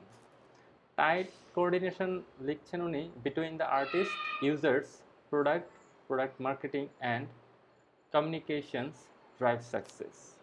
এখানে উনি বলছেন যে একটা মজবুত যোগাযোগ ব্যবস্থা, কোঅর্ডিনেশন, অথবা একটা খুব শক্ত আপনার কি বলে সহযোগিতার যেই ব্যবস্থা, একজন একজনকে সহযোগিতা করবে, কোঅর্ডিনেশনটা থাকবে বিটুইন দ্য আর্টিস্ট ইউজার।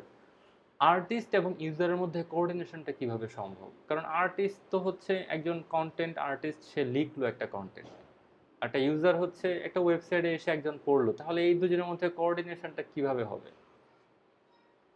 এই দুজনের মধ্যে কোঅর্ডিনেশনটা হবে এভাবে যে একটা আর্টিস্ট যখন লিখছে আর একটা ইউজার যখন ওই লেখাটা এসে খুব সুন্দরভাবে অ্যাটেন্টিভলি পড়ছে, ওইটা ইউজফুল হচ্ছে ওই ইউজারের কাছে, তখনই আর্টিস্ট এবং ইউজারের সাথে একটা কোঅর্ডিনেশন হয়ে গেল অটোমেটিকলি। কারণ সে আর্টিস্ট যে এটা ওখানে লিখেছে আর যে ইউজার যে ওটা ওখানে দেখেছে, দুজনেই জিনিসটা, আর্টিস্ট ইউজারের সাইকোলজিটা বুঝে সেই অনুযায়ী লিখেছে, এ কারণেই জিনিসটা খুব ভালো একটা কম্বিনেশন হয়েছে, ইউজার পড়ে মজা পাচ্ছে। At the same time product and product marketing and communications drive success. Product and product marketing communication যে বিষয়টা আছে, একটা প্রোডাক্ট তৈরি করার পর প্রোডাক্ট মার্কেটিং কমিউনিকেশনটা এটাও খুব ইম্পর্টেন্স এই ক্ষেত্রে যে যখন একটা প্রোডাক্ট তৈরি হলো এবং এই প্রোডাক্টটা তৈরি করার পর একটা মার্কেটিং যে কমিউনিকেশন জিনিসগুলো আছে, যেটা কীভাবে মার্কেট করা হলো, সেইটার উপর আসলে এটার সাকসেসটা অনেকটাই নির্ভরশীল। নেক্সট যে বিষয়টা উনি বলেছেন, good content that drives a specific product should impact wider brand strategy and goal. যে ভালো কন্টেন্ট যদি হয়, good content that drives a specific product, কন্টেন্টের কোয়ালিটি যদি ভালো হয় সেটা আসলে একটা স্পেসিফিক প্রোডাক্টকে খুব ওয়াইডার একটা ব্র্যান্ড স্ট্র্যাটেজি এবং এটার গোল অ্যাচিভ করতে সহযোগিতা করে। ঘুরে ফিরে দেখেন ওই মানে ডানে বামে যে যাই বলছে একটাই কথা, যে কন্টেন্টটাকে তারা প্রায়োরিটি দিচ্ছে, গুড কন্টেন্ট। কেউ বলছে বেটার কন্টেন্ট, কেউ বলছে কন্টেন্ট ইজ কিং, কেউ বলছে কনটেক্সট ইজ কুইন। সো আমরা ঘুরে ফিরে কিন্তু দেখতে পাচ্ছি যে কন্টেন্ট বিষয়টা আসলে এটা মানে সিম্পল একটা জিনিস, কিন্তু এটাকে খুব সুন্দরভাবে প্রেজেন্ট করা অথবা অডিয়েন্সের মনের মতো করে প্রেজেন্ট করাটা খুব ইম্পর্টেন্ট। তার মানে আমাকে অডিয়েন্সের সাইকোলজিটা বোঝা খুব জরুরি হয়ে দাঁড়িয়েছে। ঠিক আছে, আমরা নেক্সটে যাই। তখন এখানে উনি কিছু টিপ শেয়ার করেছেন, এর মধ্যে একটা দুটো তিনটা টিপ উনি দিয়েছেন। তিনটা টিপের মধ্যে উনি লিখছেন প্রথমটা, look to your community for content that you can argument and help promote. উনি বলছে যে তুমি তোমার কমিউনিটিতে দেখো, কন্টেন্ট নিয়ে দেখো, দেখে যেটার প্রতি আর্গুমেন্ট তুমি তৈরি করতে পারবা এবং এটাকে প্রমোট করতে পারবা। আর্গুমেন্ট তৈরি করে এটাকে প্রমোট করার জন্য তুমি সহযোগিতা করতে পারবা। এখন আর্গুমেন্ট বলতে আমরা বুঝে থাকি সবসময় ঝগড়া, একটা নেগেটিভ ওয়ার্ড হয়েছে আমাদের কাছে আর্গুমেন্ট জিনিসটা, কিন্তু না, আর্গুমেন্ট আসলে নেগেটিভ একটা ওয়ার্ড না। আর্গুমেন্ট হচ্ছে লজিক্যাল, আপনার কি বলে, লজিক্যাল কনসেপ্টগুলো তুলে ধরা, যে একটা জিনিসটা, এটা, এটার দুটো নেগেটিভ দিক, তিনটা পজিটিভ দিক, এটার দুটো ভালো দিক, তিনটা খারাপ দিক, কোনটা কেন খারাপ, কোনটা কেন ভালো, এই জিনিসটা তুলে ধরাকে বলা হয় আর্গুমেন্ট। আর্গুমেন্টটার মাধ্যমে যদি আপনি একটা কন্টেন্টকে প্রমোট করেন, যে আমি এখন লিখছি ফর এক্সাম্পল ঠাকুরগাঁয়ে, বা ধরেন আমি একটা মাউস নিয়ে লিখলাম, এখন এই মাউস নিয়ে যদি আমি কোনো লজিক্যাল আর্গুমেন্ট বা একটা আর্গুমেন্ট দাঁড় করাই, একটা কন্টেন্ট লিখি এই মাউসটার সম্পর্কে, ভালো দিকও লিখলাম, এর খারাপ দিকগুলো লিখলাম, কেন এটার এই দিকগুলো ভালো, কেন এটার এই দিকগুলো খারাপ, ওটা যদি আমি মেনশন করে দেই, তখন এটা প্রমোট করার জন্য খুব ভালো হিসাবে কাজ করে এই কন্টেন্টটা। এটা একটা মোটামুটি অনেস্ট অপিনিয়ন হিসাবে কনসিডার হয় এবং কাস্টমার ভালো খারাপ দুটো দিকই জানতে চায়, তারপর সে ডিসিশন নেবে, ইটস আপ টু দেম। এরপর উনি যেই টিপটা দিচ্ছেন সেটা হচ্ছে ডোন্ট ডু ইট অ্যালোন। একা যেন কোনো কাজ না করা হয়। উনি বলছেন একা না করে একটা coordinating with your community and there team for resources can have a exponentially positive impact. উনি বলছেন যে কোঅর্ডিনেটিং উইথ ইউর কমিউনিটি, কমিউনিটির সাথে যোগাযোগ করে কাজটা করতে। এখন আমরা তো মাত্র কন্টেন্ট মার্কেটিং শিখছি, আমরা একা কাজ করব না, কার সাথে কাজ করব, কিভাবে সম্ভব? হ্যাঁ, আমরাও সম্ভব। আমরা কমিউনিটি, উনি বলছেন কোঅর্ডিনেটিং উইথ ইউর কমিউনিটি, আমরা যে কমিউনিটিটাকে বেস করে কাজটা করবো, এই কমিউনিটি থেকে আমরা কিছু ডেটা নিতে পারি, কমিউনিটি থেকে আমরা হেল্প নিতে পারি।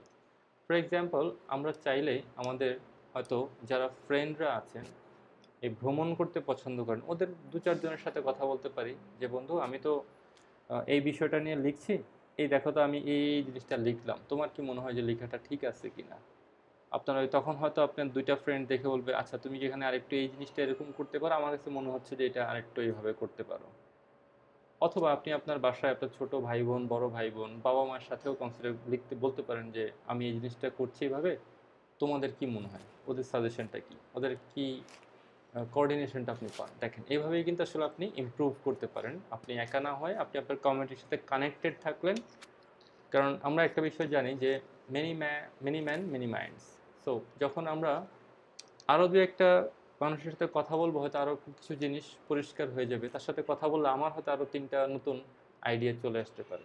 সে কারণে উনি এই জিনিসটাকে এভাবে বলছেন। ওকে, নেক্সট যে জিনিসটা উনি বলছেন, focus on the bright spots to keep the momentum going. Focus on the bright spots to keep the momentum going বলতে উনি বোঝাচ্ছেন যে এই মুহূর্তে এই বিষয়টার কোন টপিকটা বা কোন একটা ইস্যু আছে যেটা আসলে এটাকে প্রাধান্য দিচ্ছে, এটার মানে চমৎকার বিষয়টা কোনটা, এটার উজ্জ্বল দিকটা কি, সেই দিকটাকে প্রায়োরিটি দিতে বলছে, সেই দিকটাকে তুলে ধরার কথা বলছে। বা কোন জিনিসটা, একটা নবাব বাড়ি নিয়ে যদি আমরা লিখি, তাহলে এই নবাব বাড়িটার ব্রাইট স্পটটা কি, কোন জিনিসটা মানুষ বেশি পছন্দ করবে, ওখানে ফোকাসের জায়গাটা কোনটা, সেই জায়গাটা নিয়ে আমাদেরকে আরেকটু ডিটেলভাবে লিখতে বলছে। তাহলে এই মোমেন্টামটা ধরে রাখার জন্য যে আমার এই লেখাটা তাহলে অনেকবার মানুষ পড়বে, অনেক বছর ধরে মানুষ পড়বে, বারবার এসে এখান থেকে ফিরে যাবে না। আমি যেন এমন কোনো গ্যাপ না দিই যাতে করে আমার এই লেখাটা একবার দুবার বা 1 মাস 6 মাস পরে আর কেউ পড়লো না, আবার নতুন করে একটা আর্টিকেল সাবমিট করলো, ওইটাতেই মানুষ বেশি পড়ছে, এটা যেন না হয়। এই ব্রাইট স্পটটা আমাদেরকে খুঁজে বের করতে বলছেন উনি।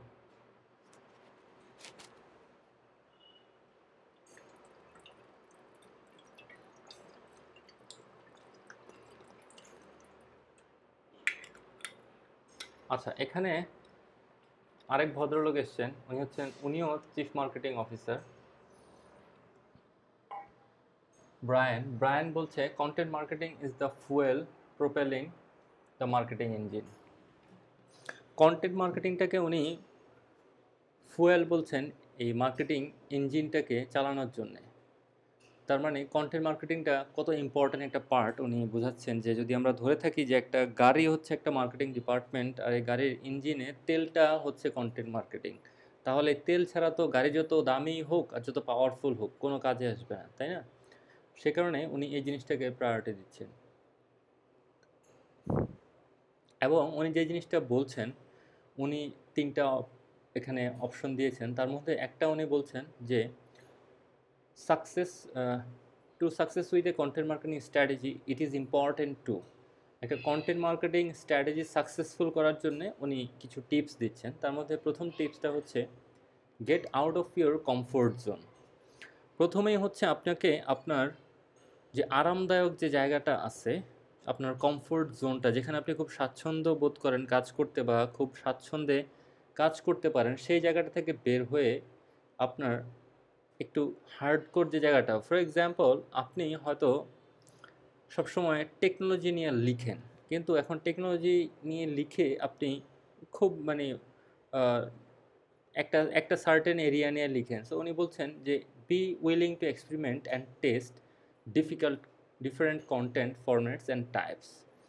আপনি আরেকটু ডিফারেন্ট কিছু নিয়ে লেখা শুরু করেন, আপনার কমফোর্ট জোন থেকে বের হয়ে যেটা আপনি ভালো পারেন, এর পাশাপাশি আপনি যে জিনিসটা আপনার সবচেয়ে অপছন্দ ওই জিনিসগুলো নিয়ে একটু লেখালেখি শুরু করেন। আপনাকে অ্যাজ এ কন্টেন্ট রাইটার ভালো করতে হলে, কন্টেন্ট মার্কেটিং স্ট্র্যাটেজি ভালো করতে হলে এই জিনিসটাও আপনাকে ডেভেলপ করতে হবে, উনি তাই বোঝাচ্ছেন।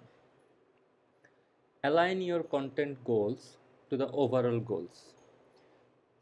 এরপরে উনি বলছেন আপনার কন্টেন্ট গোলটাকে, আপনার ওভারঅল যে গোলটা আছে, আপনার ওভারঅল গোল হচ্ছে যে ঠাকুরগা নিয়ে আমরা একটা ট্যুরের রিলেটেড একটা সাইট আমরা ডেভেলপ করব, অথবা একটা ব্লগ লিখব ঠাকুরগার tour and travels related information দিয়ে।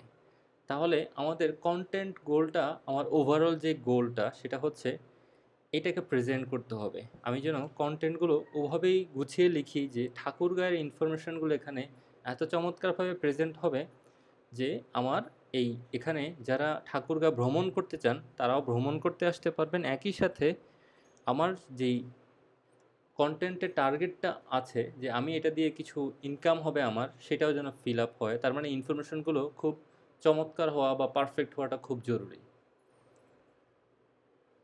Connect with other content marketers to stay current on new technologies, platforms and channels.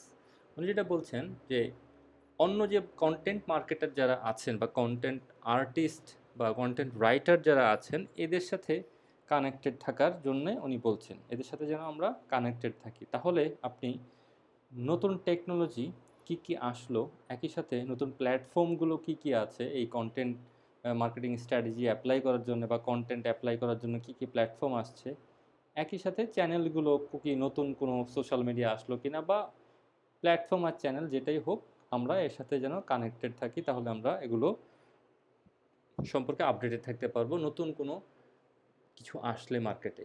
তার মানে অন্য যারা ব্লগ লিখছে তাদের সাথেও আমাদের একটা যোগাযোগ স্থাপনের কথা উনি বলে দিচ্ছেন।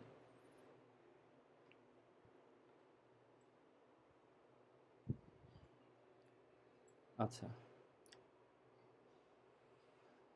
দেখেন নেক্সট যে অ্যালেন জে পর্টার, উনি বলছেন যে হোয়েন কন্টেন্ট গোজ গ্লোবাল। আপনারা শুনছেন তো? হ্যালো, এত পরে আনসার করতেছেন, ঘুমায় যাচ্ছেন না তো কেউ আবার? কেউ আবার গুগল মিট অন করে ঘুমায় যান নাই তো? আমি তো মাঝে মধ্যে এত বেশি নীরব হয়ে যাচ্ছি যে আমার মনে হচ্ছে আমি বলতেছি আর মনে হয় আমার কাঁধের দুই ফেরেস্তা ছাড়া আর কেউ শুনতেছে না।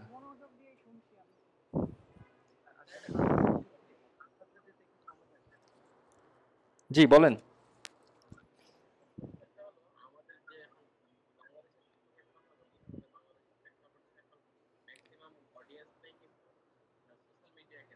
হুম হুম হুম হুম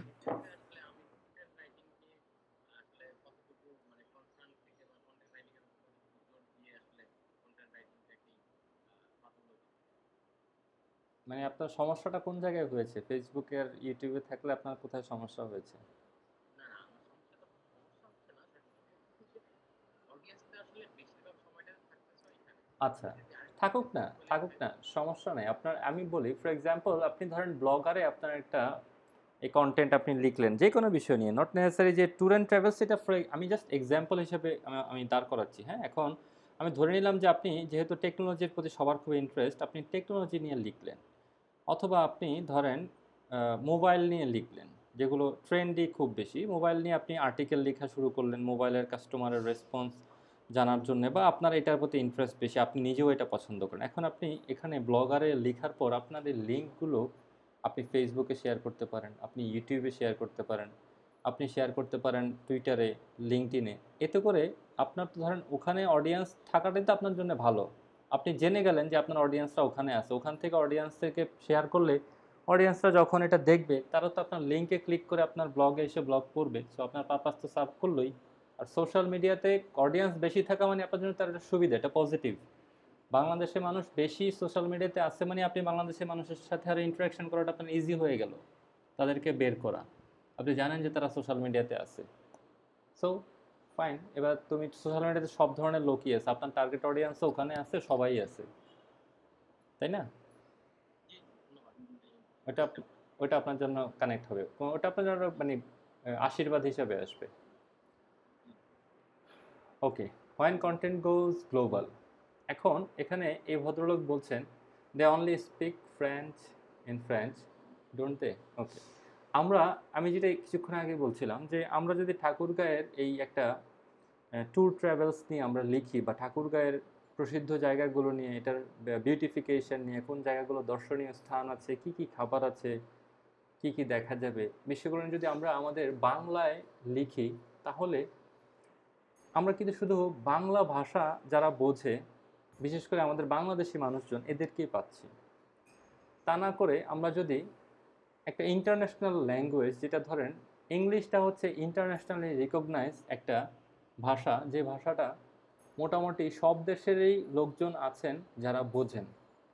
এরপরে অন্যান্য ভাষাগুলো চায়না থেকে শুরু করে স্প্যানিশ ওগুলো আছে।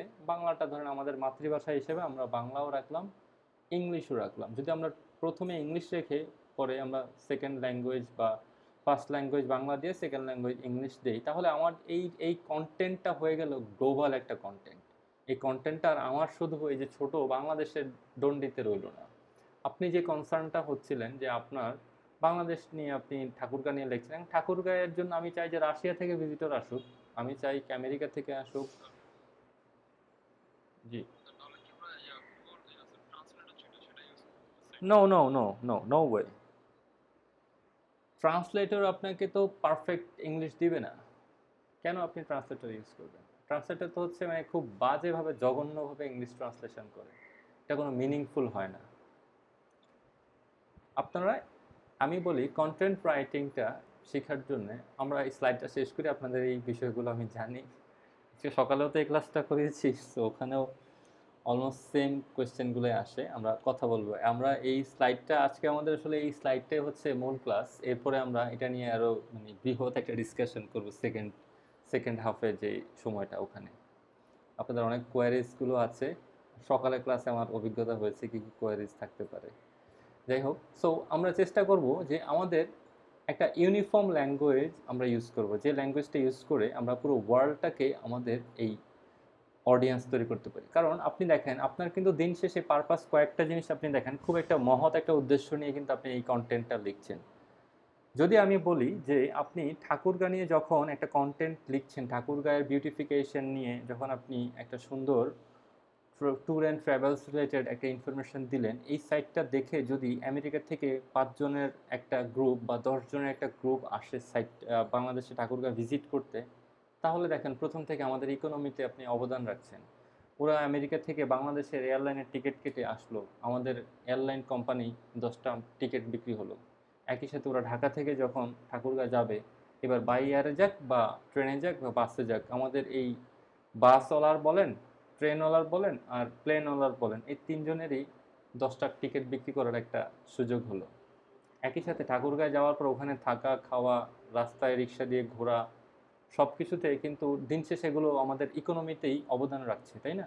তো আপনার একটা ইনফরমেশন যদি এতটা পাওয়ারফুল হয়, ওই জিনিসটাকে প্রেজেন্ট করে একটা আপনার বিশ্বের সেই রাশিয়া, ফ্রান্স বা অস্ট্রেলিয়ার মতো একটা দেশের কাছে, তাহলে ওখান থেকে একটা লোক যখন আমাদের দেশে আসছে, আপনি হয়তো গুগল থেকে কয়েকটা ব্যানার অ্যাডের মাধ্যমে অল্প কিছু টাকা পেলেন, আপনি পার্সোনালি হয়তো ধরলাম আমি যে আপনি $100 পেলেন, কিন্তু পুরো দেশের কমিউনিটি ইকোনমিতে আপনি কিভাবে অবদান রেখেছেন আপনি বুঝতে পারছেন?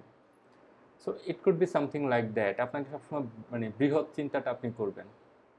আপনি একা কিন্তু বেনিফিটেড হচ্ছেন না, আপনার সাথে সাথে পুরো দেশ বেনিফিটেড হচ্ছে। কতগুলো মানুষ, এই 10টা এয়ার টিকিটের দাম হয়তো 10 লাখ টাকার মতো, তারা তো আসলে শুধু থেকে যাবে না, আসবে এবং যাবে। সো দেখেন, টু ওয়ে কমিউনিকেশনস একটা ইকোনমিতে কীভাবে একটা কন্ট্রিবিউশন হয়ে যাচ্ছে আপনার এই ইনফরমেশনটার জন্য। সো এই কারণে আমরা যে কোনো জিনিস গ্লোবালে চিন্তা করব। ইনফরমেশনটা যখনই আমরা অনলাইনে কোনো কিছু করব, সেটা ধরেই নিব যে এটা আমরা একটা গ্লোবাল পার্সপেক্টিভে কাজটা করব। ঠিক আছে, আমরা ওভাবে এই জিনিসটা করব। কারণ ওয়ার্ল্ডের 50% মানুষ হচ্ছে বিল্যাঙ্গুয়াল। বিল্যাঙ্গুয়াল মানে হচ্ছে সে 2-3টা ভাষা সে পারে। আমেরিকাতে একটা বাচ্চা, অন্তত আমেরিকা, সিঙ্গাপুর বা বাইরের যে কোনো দেশে একটা বাচ্চা ছোটোকাল থেকে 2-3টা ল্যাঙ্গুয়েজ তারা পারে, মাস্ট। ওটা স্কুল থেকে ওদেরকে শেখানো হয়। ওকে, এটা আসলে ঘুরে ফিরে উনি একই কথাই বলছেন, যে গ্লোবাল বিষয়টা নিয়ে ভাবতে বলছেন উনি বারবার। আমরা যেন আমাদের বাউন্ডারির মধ্যে না থেকে ইন্টারন্যাশনাল টার্গেট করেই পুরো পৃথিবীটাকে একটা জায়গা ভেবে আমরা কাজ করি। আচ্ছা, এখানে mister Bruce, one of the best content marketing strategies I have found that drives revenue growth. উনি যেটা বলছেন যে ওনার কাছে মনে হয়েছে কন্টেন্ট মার্কেটিং স্ট্র্যাটেজি বেস্ট হচ্ছে এটা, যদি এটা কন্টেন্ট মার্কেটিং স্ট্র্যাটেজি বা কন্টেন্ট মার্কেটিংয়ের কাজ কর্মপন্থা খুব ভালো হয়, তাহলে এটা রেভিনিউর খুব ভালো একটা গ্রোথ দেয়। উনি এটাকে খুব প্রায়োরিটি দিয়েছেন, যে ওনার কাছে মনে হচ্ছে রেভিনিউ গ্রোথের জন্য কন্টেন্ট মার্কেটিং স্ট্র্যাটেজিটা খুব important. Help your audience be better, উনি যেটা বলছেন যে আপনার অডিয়েন্সকে আপনি হেল্প করবেন তো আপনি বেটার হবেন। দিন শেষে কিন্তু দেখেন সবাই কিন্তু মানে কথা একটাই, এটাকে কেউ এইভাবে কেউ ওভাবে বলছে, যে আপনি যদি আপনার অডিয়েন্সের ফোকাস হয়ে, অডিয়েন্স ফোকাসড হয়ে একটা ইনফরমেশন পাবলিশ করেন, একটা ইনফরমেশন ওয়েবে দেন, একটা কন্টেন্টকে প্রেজেন্ট করেন যে আপনার অডিয়েন্স কী পাবে। একদম প্রথম স্লাইডটাতে যেটা বলা হয়েছিল, ভদ্রমহিলা বলেছিল যে ওয়াই অ্যান্ড হচ্ছে হাউ, যে আপনার অডিয়েন্সকে একটা কন্টেন্ট কিভাবে সহযোগিতা করছে, কেন এবং কিভাবে, এই প্রশ্নগুলো আপনার কাছে ক্লিয়ার হওয়া খুব জরুরি। যদি আপনি ভালো মানে কন্টেন্ট রাইটার বা কন্টেন্ট আর্টিস্ট হতে চান, তাহলে আপনি ফাঁকিবাজি করতে পারবেন। আর যদি আপনি এখানে ফাঁকি দেন, আলটিমেটলি আপনি নিজেকে নিজে ফাঁকি দিচ্ছেন। ফাঁকিটা কিভাবে হচ্ছে, ধরেন আপনি একটা কন্টেন্ট লিখলেন 1000 ওয়ার্ডের। এই কন্টেন্টটা লিখতে আপনি হয়তো ধরেন আপনি একদিন সময় নিলেন, অথবা আপনি কাউকে দিয়ে লিখিয়ে নিলেন। সবচেয়ে বেটার হচ্ছে নিজেকে ডেভেলপ করা এই ক্ষেত্রে। আপনি ধরেন 1000 ওয়ার্ডের একটা কন্টেন্ট একদিন সময় নিয়ে লিখলেন, আপনি খুব একটা হার্ড ওয়ার্ক করেননি বা আপনি খুব একটা গ্রাউন্ড ওয়ার্ক করেননি। সো এই কন্টেন্টটা পাবলিশ করে, ধরলাম আপনাদের এই গ্রুপ থেকেই একই রকম কন্টেন্ট নিয়ে দুজন কাজ করছে। সো একজন করলো কি, যে সে একটু ফাঁকিবাজি করে চিন্তা করলো এর দূর আমি একটা দিয়ে দিই, দেখা যাক কি হয়। এই দেখা যাক কি হয় চিন্তা করে সে একটা কন্টেন্ট পাবলিশ করলো। করার পর ওই কন্টেন্টটা দেখা গেল ভিজিটর পাচ্ছে মান্থলি মাত্র 1000 জন। একই দিনে আপনাদের এই গ্রুপেরই আরেকজনও সেম কন্টেন্ট পাবলিশ করেছে। এখন কে কোনটা করেছে সেটা তো আপনারা দুজন জানেন না, দুজনেই দুজনের মতো করে করেছেন, কিন্তু দিন শেষে গুগল জানে যে বাংলাদেশ থেকে আজকে এইরকম 2টা কন্টেন্ট পাবলিশ হয়েছে। এখন যে পরে পাবলিশ করলো, ধরে নিলাম যে সে এই কন্টেন্টটা পাবলিশ করার আগে এই কন্টেন্টটা নিয়ে 15 দিন কিংবা 1 সপ্তাহ সে স্টাডি করেছে। এই কন্টেন্টের ইনফরমেশনগুলো সে নেট থেকে কালেক্ট করেছে, অলরেডি কী কী ইনফরমেশন আছে, কোন ইনফরমেশনটা নাই, সে দু একজনের সাথে কথা বলে দেখেছে যে এই ইনফরমেশনগুলো মানুষ খোঁজে কিন্তু এই ইনফরমেশনগুলো নাই। অথবা আরেকটু এই জিনিসটাকে লুক্রেটিভ করার জন্য সে কিছু টেবিল দিয়েছে, সে 8টা 10টা ছবি দিয়েছে, সে একটা ভিডিও এমবেড করেছে। এভাবে জিনিসটাকে খুব লুক্রেটিভ এবং খুবই সময় উপযোগী করেছে। সে সব রকম কন্টেন্ট দিয়ে তার ওই পেজটাকে সাজিয়ে লিখেছে। আর আরেকজন যে সাবমিট করেছে সে আসলে 1টা 2টা ছবি দিয়েছে আর ভাষা ভাষা কিছু কথা দিয়ে তেমন মানে খাটাখাটনি না করে জাস্ট গড়পাড়তা কথাগুলো দিয়ে দিয়ে দিয়েছে। দুজনেই পাবলিশ করলেন, দুজনই 1000 ওয়ার্ডের কন্টেন্ট দিলেন, কিন্তু দেখা যাচ্ছে 1 মাস পরে যে ভাষাভাবে বা কোনো গ্রাউন্ড ওয়ার্ক না করে, অডিয়েন্সের কথা চিন্তা না করে, অডিয়েন্স কী পাবে ওই কথা চিন্তা না করে একটা পাবলিশ করেছেন, সে পেয়েছে হয়তো 1000 জন ভিজিটর, আর যে অডিয়েন্সের কথা মাথায় রেখে এবং খুব সুন্দর গ্রাউন্ড ওয়ার্ক করে একদম ইনফরমেশন ছেঁকে ছেঁকে ইনফরমেশন দিয়েছে, সে হয়তো মাসে পাচ্ছে ওখানে 10 থেকে 15 হাজার, এবং যে 10,000 অডিয়েন্স পাচ্ছে মাসে, তার কিন্তু প্রতি মাসে যত যাবে এটার অডিয়েন্স বাড়বে, কমবে না। আর যে 1000 পাচ্ছে তার কিন্তু অডিয়েন্স কমবে, বাড়ার সম্ভাবনা খুবই কম। বুঝাতে পেরেছি আমি বিষয়টা কোথায়? এখানে হচ্ছে হেল্প ইউর জি স্যার, জি। Audience be better.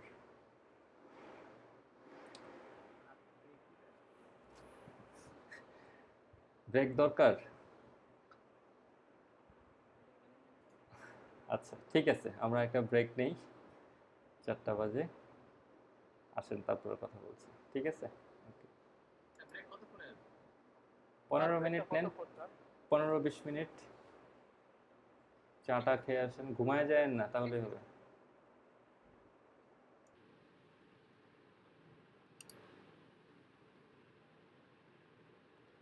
ওকে,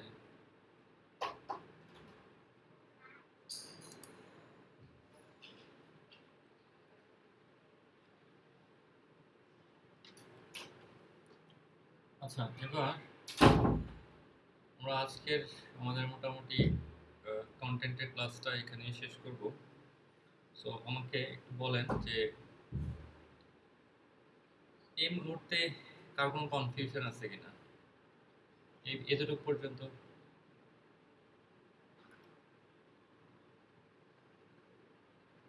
আচ্ছা, হ্যাঁ, ওটা দিব। আচ্ছা, আপনাদের সবার, যেহেতু আমরা কন্টেন্ট নিয়ে কথা বলছি, সো কন্টেন্টগুলো পড়ার এবং লেখার দক্ষতাটা ইংলিশে থাকাটা খুব ভালো। সবার ইংলিশ স্কিলটা কি অবস্থা একটু বলেন তো? ইংলিশের প্রতি এখানে লজ্জা পাওয়ার কিছু নেই, এটাকে ইমপ্রুভ করে কীভাবে করা যাবে সে বিষয়ে নিয়ে কথা বলবো। আপনার ইংলিশ স্কিলটা কেমন? মানে ইংলিশে কি আপনারা সবাই কমফোর্টেবল? ইংলিশে লিখতে পারবেন বা পড়তে পারেন স্বাচ্ছন্দ্যে? ওকে,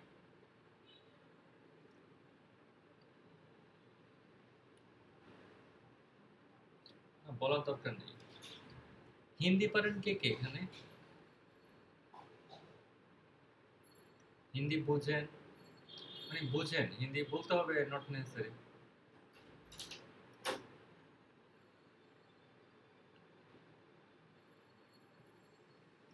হিন্দি মোটামুটি অনেকেই খুব বেশি, না হিন্দি বলতে হবে না, লিখতে হবে না, বাট হিন্দি তো বুঝেন, শুনলে বুঝেন, তাই না?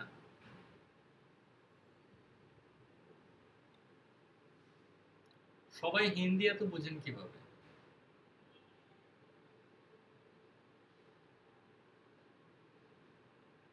আচ্ছা, ইংলিশটা কিন্তু এই কারণে আমরা বুঝি না, কারণ ছোটবেলা থেকে আমরা আমাদের ঘরে, আমাদের মা খালারা, যখন আমরা খুব ছোট ছিলাম, যখন থেকে আমরা ভাষা শিখবো বলে, মানে আমাদের যে বয়সটা ভাষা শেখার 6 মাস 1 বছর পর থেকে আমরা যখন আশেপাশে কে কি বলছে তাকিয়ে থাকতাম, দেখতাম, তখন বাংলা আমরা যেভাবে শিখেছি বা বাংলা যতটুকু শুনেছি তার পাশাপাশি হিন্দি কোনো অংশে কম শুনিনি। কারণ হিন্দি টেলিভিশনে সবসময় আমাদের বাসায় হিন্দি গান শুনেছি, হিন্দি মুভি সবাই দেখছে, একই সাথে আমরা হয়তো বাহিরে যখন স্কুলে যাওয়া শিখলাম, স্কুলে যখন যাচ্ছিলাম, তখন স্কুলে যেতে যেতেও পথে দোকানগুলোতে হিন্দি গানই আমরা শুনেছি, বাংলার পাশাপাশি যথেষ্ট হিন্দি গান আমরা শুনেছি, তাই না? এই কারণে হিন্দি আমাদের খুব বেশি কমফোর্টেবল হয়ে গেছে, এবং অনেকেই মানে মনে করেন যে বাংলার কাছাকাছি একটা ভাষা হিন্দি, কিন্তু আসলে তা না। বিষয়টা হচ্ছে আমরা ছোটবেলা থেকে এটা এত বেশি শুনেছি, সেই কারণে এটা আমাদের কাছে খুব এটা কমফোর্টেবলের জায়গা। ঠিক তেমনি আমরা যদি ছোটবেলায় আমাদের বাবা মারা আমাদেরকে হিন্দি যতটা টেলিভিশন দেখিয়েছেন, ওনারা দেখেছেন, যদি ইংলিশ দেখতেন তাহলে আমাদেরও ইংলিশের দক্ষতাটা এতটা ইমপ্রুভ হতো। এখন কন্টেন্ট রাইটার হতে হলে আপনাকে ইংলিশে একটু দক্ষতা অর্জন করতে হবে। এর মানে এই না যে আপনাকে ইংলিশে পিএইচডি করতে হবে, খুব একটা ডিগ্রি লাগবে, এই কোর্স করতে হবে, সেই কোর্স করতে হবে, না। আপনাকে শুধু একটা কাজ করতে হবে, তা হচ্ছে আপনার আগ্রহটাকে বাড়াতে হবে, এবং আপনার মস্তিষ্কে একটা নিউজ পৌঁছাতে হবে। মস্তিষ্ককে একটা জিনিস বলতে হবে যে হিন্দি যেরকম সহজভাবে তুমি শিখেছো, হিন্দি যেরকম তোমার কাছে সহজ, ঠিক ইংলিশটাও হিন্দির চেয়ে আরো সহজ। আপনি প্রত্যেকদিন নিজেকে 10 বার করে শুধু এই কথাটা বলেন, যে হিন্দির চেয়ে ইংলিশ আরো সহজ, আরো সহজ। আপনি দেখবেন ১ মাস পরে আপনার ইংলিশের দক্ষতা অনেক ইমপ্রুভ করে গেছে। কিন্তু বাংলাদেশের সমস্যা হচ্ছে বাংলাদেশে ইংলিশটাকে একটা সাবজেক্ট হিসেবে কনসিডার করা হয়, একটা ভাষা হিসাবে কনসিডার করা হয়। এটাকে একটা ল্যাঙ্গুয়েজের চাইতে আমরা একটা সাবজেক্ট হিসেবে বেশি কনসিডার করি। আর এই কারণেই ইংলিশের প্রতি আমাদের এত জড়তা, এত ভয়, এত কিছু। এটা আমরা হ্যাঁ, সেটাই, এটাকে একটা সাবজেক্ট হিসেবে কনসিডার না করে আমরা এটাকে একটা ভাষা হিসেবে কনসিডার করব। যে আমরা বাংলা যেরকম ভাষা, বাংলা আমি সিওর যে এখানে আপনারা যতজনই আছেন বাংলা ভাষার প্রতি আপনাদের দখল খুব একটা ভালো নেই। বাংলা ব্যাকরণ যে খুব ভালো পারেন এমন কেউ বলতে পারবেন না। হয়তো দু একজন বাংলা স্টুডেন্ট থাকলে সে হয়তো বলতে পারে। সবাই কি বাংলা ব্যাকরণ খুব ভালো?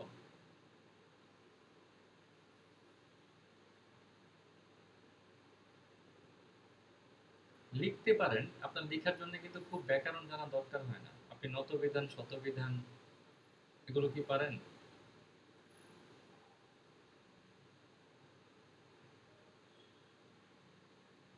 ইয়েস। এইটুকু এইটুকু আপনি কিন্তু লিখতে লিখতেই চলে আসবে, আপনাকে বই পড়ে শিখতে হবে না। ঠিক তেমনি ইংলিশের ক্ষেত্রেও গ্রামার পড়ে আপনার ইংলিশ দরকার নেই। আপনি হিন্দি যেভাবে শিখেছেন হিন্দি যেভাবে শিখেছেন, হ্যাঁ, প্র্যাকটিস আপনি নিজেকেই করতে হবে। এখন আপনাকে স্পিকিং করার দরকার নেই। আপনি প্র্যাকটিস পার্টনার দরকার হয় কথা বলার জন্য। আপনার তো কথা বলার দরকার নেই। আপনি পড়েন, হিন্দি পড়েন, হিন্দি গান, সরি ইংলিশ পড়েন, ইংলিশ গান শোনেন, ইংলিশ মুভিগুলো দেখেন।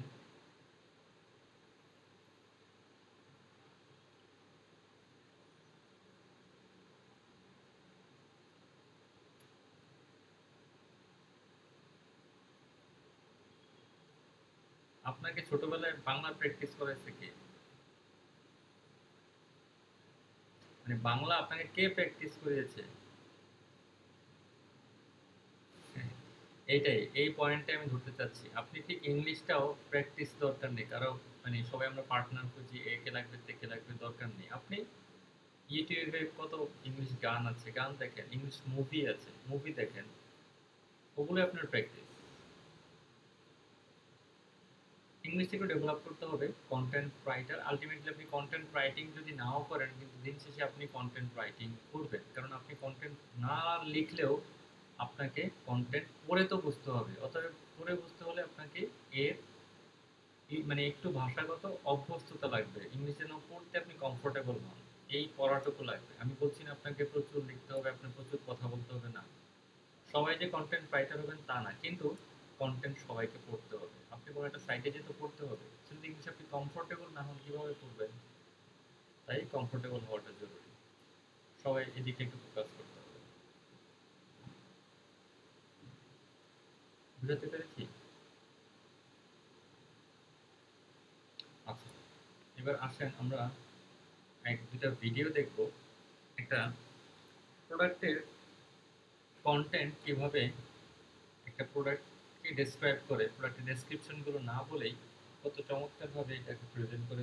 দুই রকমের ভিডিও দেখব। হয়তো আপনারা আমাকে আগে দেখতে পারেন, ইউটিউব ভিডিও তো। মানে এটা কি হঠাৎ করে হলো নাকি?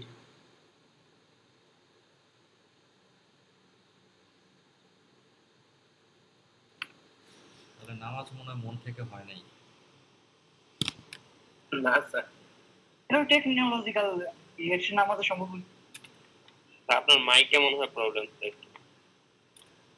হ্যাঁ, আমি ওইটাই বলতে চাইছিলাম স্যার, আপনার মাইক্রোফোনে প্রবলেম।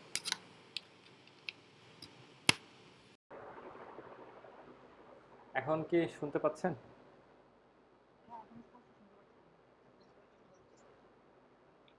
আচ্ছা।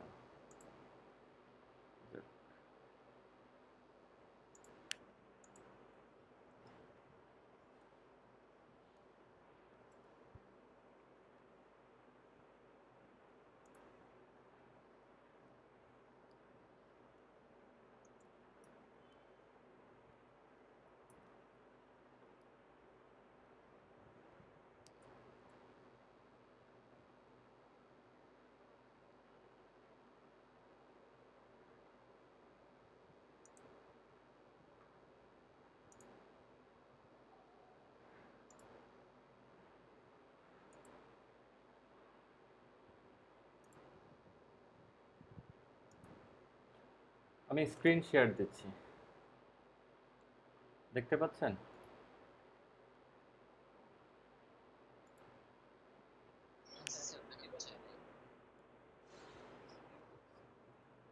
আসছে? আচ্ছা, আমি জানি না আপনারা কতজন এটা সম্পর্কে জানেন, অবশ্যই কেউ জানবেন যে গোপ্রো হচ্ছে একটা অ্যাকশন ক্যামেরা। অ্যাকশন ক্যামেরা হচ্ছে আপনার মাথায়, কেউ মাথার মধ্যে হেলমেটে সেট করে, কেউ বডিতে সেট করে করে এটা দিয়ে বিভিন্ন রকমের ভিডিওগুলো, সেলফ মেড ভিডিওগুলো করে থাকে। আন্ডার ওয়াটার হতে পারে, উপরে হতে পারে। So, এরা এদের এই প্রোডাক্টটাকে প্রেজেন্ট করার জন্য এই প্রোডাক্টের গুণাবলী নিয়ে কোনো কথা বলেনি, প্রোডাক্টে কতক্ষণ ব্যাটারি চার্জ থাকে, হাবিজাবি, এগুলো কিছু নিয়ে কথা বলে না। খুব সুন্দর একটা ভিডিও আপলোড করেছে, বিভিন্ন রকমের ভিডিও আপলোড করে থাকে। সো এই ভিডিওটা একটা কন্টেন্ট। সো একটা কন্টেন্ট কতটা সুন্দর হতে পারে, একটা কাস্টমার সাথে কাছে কিভাবে একটা প্রোডাক্টের ফিচার একটা ভিডিওর মাধ্যমে প্রেজেন্ট হতে পারে, সেটার একটা এক্সাম্পল আমরা দেখব। চলেন আমরা ভিডিওটা দেখি।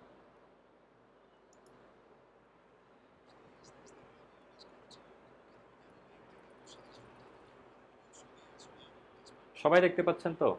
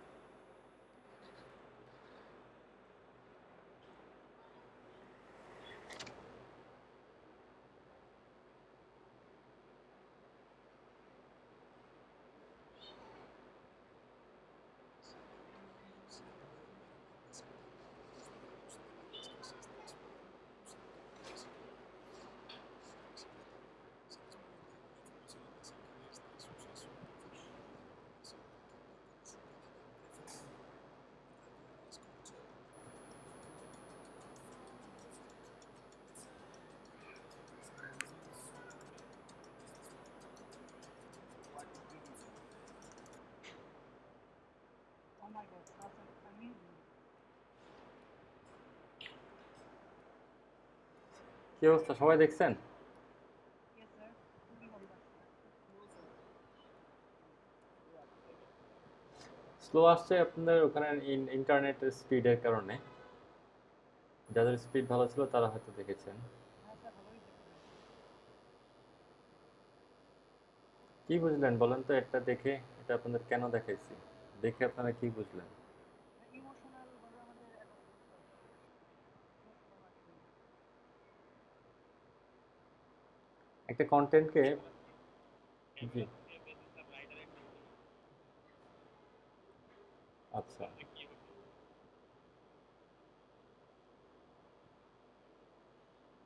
আমার মনে হচ্ছে স্যার যে অডিয়েন্সের যে মনোযোগের বিষয়টা ওটা তারা ধরে রাখতে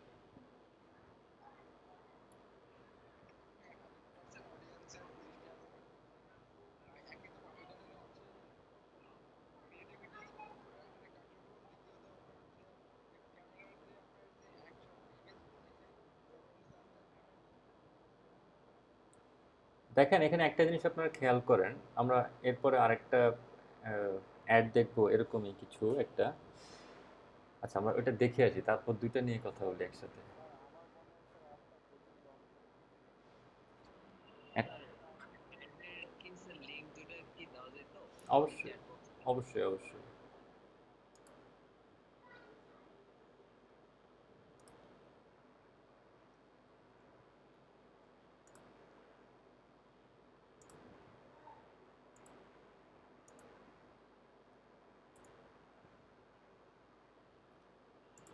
আচ্ছা, ওয়েট করুন, আমি আরেকটা দেখাচ্ছি।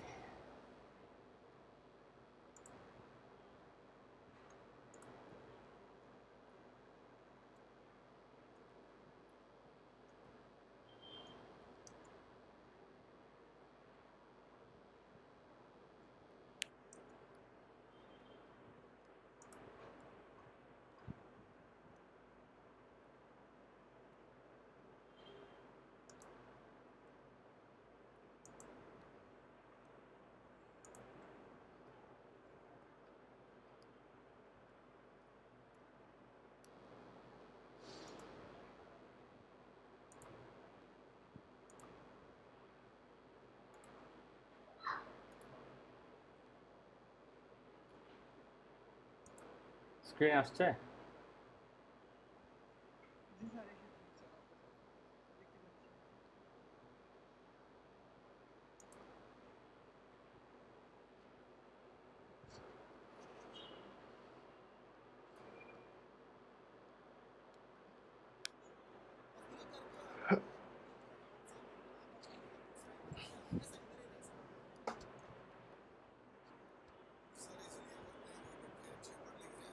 পাচ্ছি।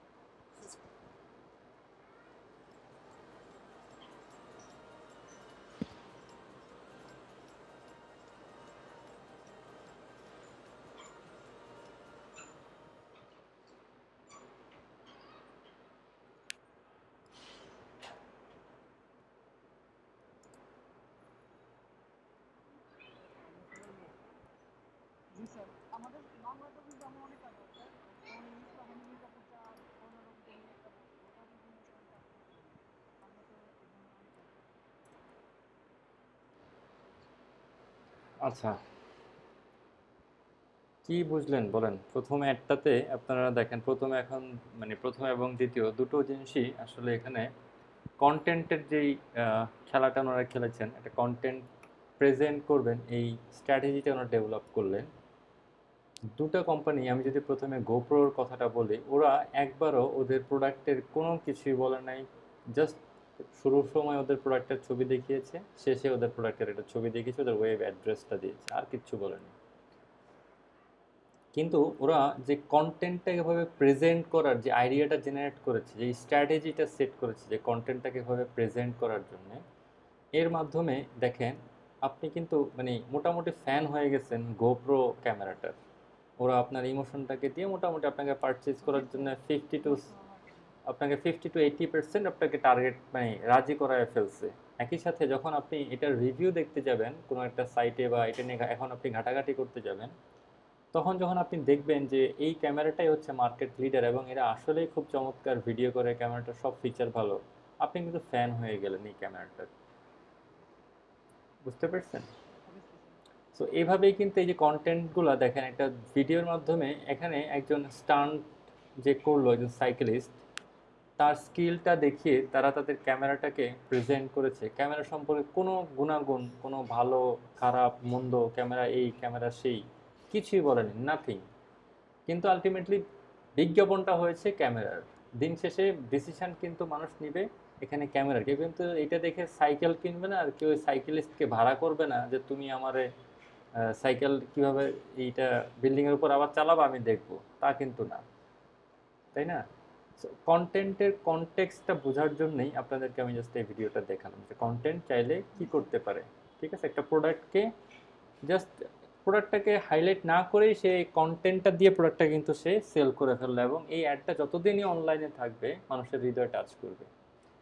এরপর যদি আমরা আসি সেকেন্ড যে ইস্যুটা, জি লাইসুর বলেন ভাই। সরি, আরে ভাই সবাই তো ব্যবসা প্রোডাক্টটাকে প্রমোট করে, কিন্তু তারা কি প্রোডাক্ট নিয়ে কোনো কথা বলছে? আচ্ছা, দেখেন দ্বিতীয় যে জিনিসটা, কোকা কোলা এখানে একটা স্টোরি ক্রিয়েট করেছে। আমি বলেছিলাম না যে একটা জিনিসকে প্রেজেন্ট করা, একটা স্টোরি বলাটা, একটা কন্টেন্টের মাধ্যমে একটা কন্টেন্টকে গুছিয়ে একটা স্টোরি তৈরি করতে পারলে, আপনি যদি একটা গল্প সাজাতে পারেন, তাহলে ওই গল্পটা অনেক চমৎকারভাবে মানুষ নেয়। মানুষ ইমোশনাল, মানুষের ইমোশনটাকে টাচ করতে হবে আপনার লেখার মাধ্যমে। শুধু আমার প্রোডাক্ট এই, আমার প্রোডাক্ট সেই, আপনি এখানে আসেন এটাতে এই পাবেন, এটাতে সেই পাবেন, এগুলো মানুষ শুনতে চায় না। মানুষ ইমোশনাল অ্যাটাচমেন্ট পছন্দ করে। ইমোশনালি করে দিয়ে তারপরে হচ্ছে আমার প্রোডাক্টটা সম্পর্কে বলতে হবে না, ইমোশনাল অ্যাটাচ করতে হবে। দেখেন কোকা কোলা কি করেছে, কোকা কোলা যখন দেখলো যে দুবাই থেকে শুরু করে আমাদের এই সাউথ এশিয়ার গরিব লোকজন, আমাদের যে ভাইরা লেবার ভিসায় ওখানে যায়, কঠিন পরিশ্রমের মাধ্যমে ওনারা অল্প কিছু টাকা, ওখানে ওরা দেখিয়েছিল যে একজনের অ্যাভারেজ স্যালারি হচ্ছে ডেইলি $6। যদি আমরা ধরি যে 80 টাকা, এখন যদিও বেশি, তারপর আমরা ধরলাম 80 টাকা, খুব বেশি না ধরে 80 টাকা করে যদি ধরি, তাহলে 6 × 8 = 48, তার মানে 480 টাকা সে মান্থলি মাত্র স্যালারি পায়।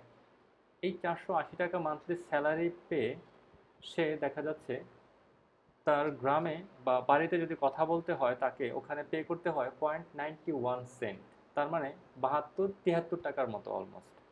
প্রতি মিনিট ফোনে কথা বলার জন্য তাকে পে করতে হয় 73 টাকা।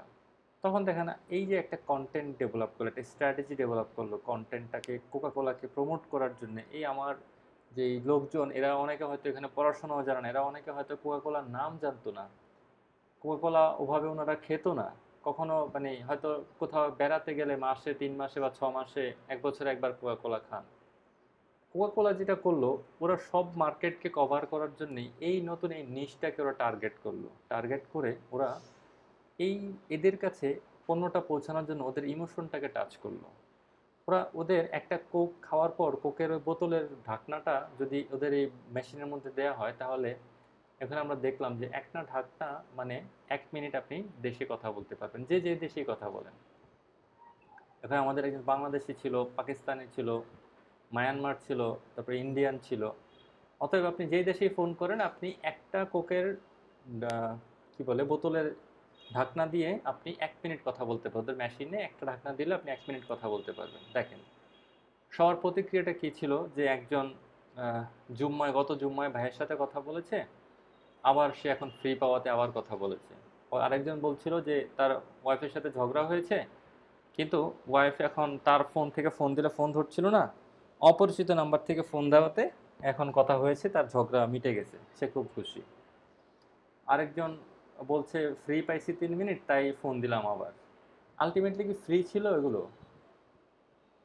কিন্তু আমার তো কোকাকোলা কিনতে হচ্ছে, কোকাকোলাটা একটা নির্দিষ্ট দামে কিনতে হচ্ছে।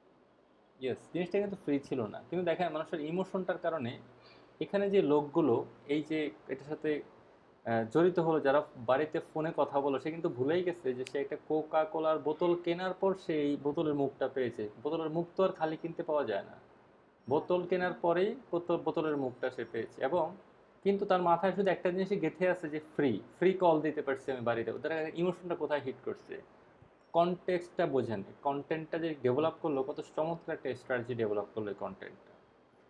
এতে করে এখন থেকে আপনি দেখেন, এরা এই যে ইমোশনাল অ্যাটাচমেন্টে যখন একটা কাস্টমারকে আপনি নিয়ে আসলেন, এই কাস্টমারটা এরপরে ওর জীবনে যতদিন বেঁচে থাকবে, ও কোনো দোকানে গেলে ওর হাত দিয়ে ওকে যদি ও কোনোদিন ঠান্ডা কোকাকোলা মানে এই কোনো কোল্ড ড্রিঙ্কস কিনে, সে কোকাকোলাটাই কিনবে, তাই না?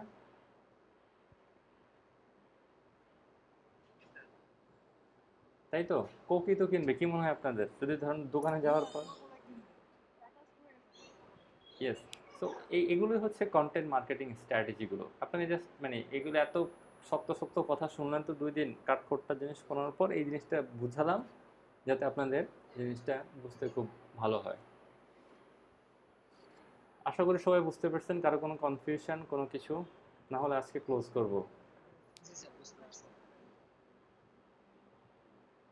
আপনারা ভালো কিছু করতে পারলেই আমি খুশি হব। আবার বুঝতে পারছেন সেটা বুঝতে পারবো। অনেক ভালো লাগলো।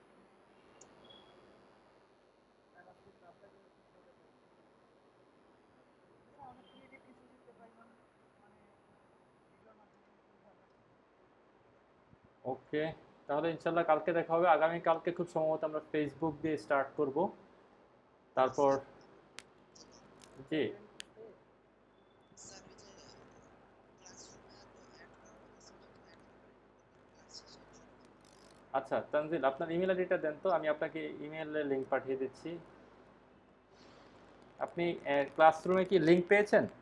আপনি ওই যে আমাদের মেসেঞ্জার ইমেল মেসেঞ্জার গ্রুপে লিংকটা পাঠিয়ে দেন, আমি ক্লাসে কোড চাচ্ছি।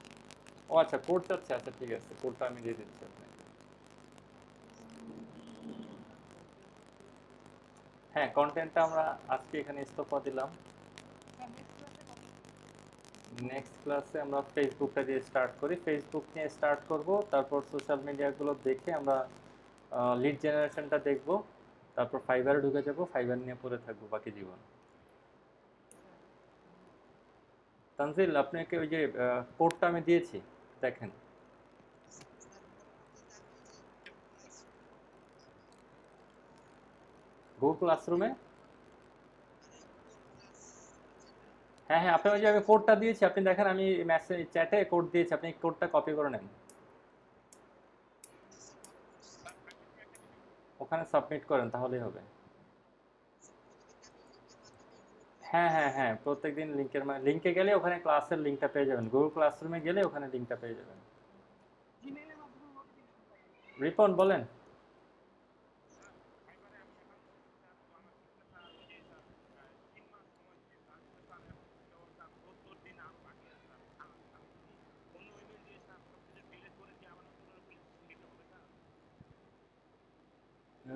সেই ক্ষেত্রে হবে। কেন, আপনার ওটা সমস্যা কি, কি জন্য আপনাকে ব্যান করেছে 3 মাসের জন্য?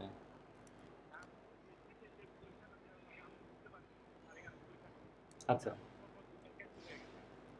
আচ্ছা আচ্ছা আচ্ছা আচ্ছা আচ্ছা, ঠিক আছে, আপনি এখন আর অ্যাকাউন্ট করেন না, আপনি একটু ওয়েট করেন, আমরা ফাইবারের ক্লাসটা করি, আপনি আরেকটু ফাইবার সম্পর্কে বিস্তারিত জেনে তারপরে আগান, হ্যাঁ?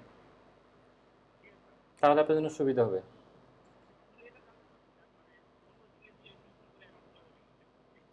ওই পিসিতে আপনি অন্য জিমেল দিয়ে অ্যাকাউন্ট করতে হলে আপনার ওই আগের অ্যাকাউন্টটা পুরোটা ডিলিট করতে হবে, এবং ওই সেম ফোন নাম্বার আপনি ইউজ না করাটাই বেটার।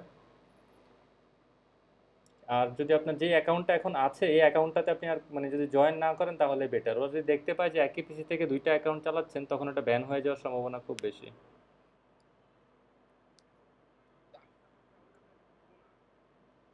হ্যাঁ, আপনি অ্যাকাউন্টটা ডিলিট করে দিতে পারেন, অ্যাকাউন্ট ডিলিট করা যায়। হুম, ঠিক আছে। ওই ইমেল আইডি আর ফোন নাম্বারটা ইউজ করেন না, তাহলেই হবে। ঠিক আছে সবাই, তাহলে আজকের মতো আমরা আল্লাহ হাফেজ।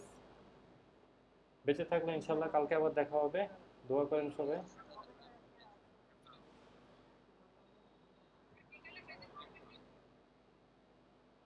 সরি, বিকেলের প্রেজেন্ট তো হয়েছে।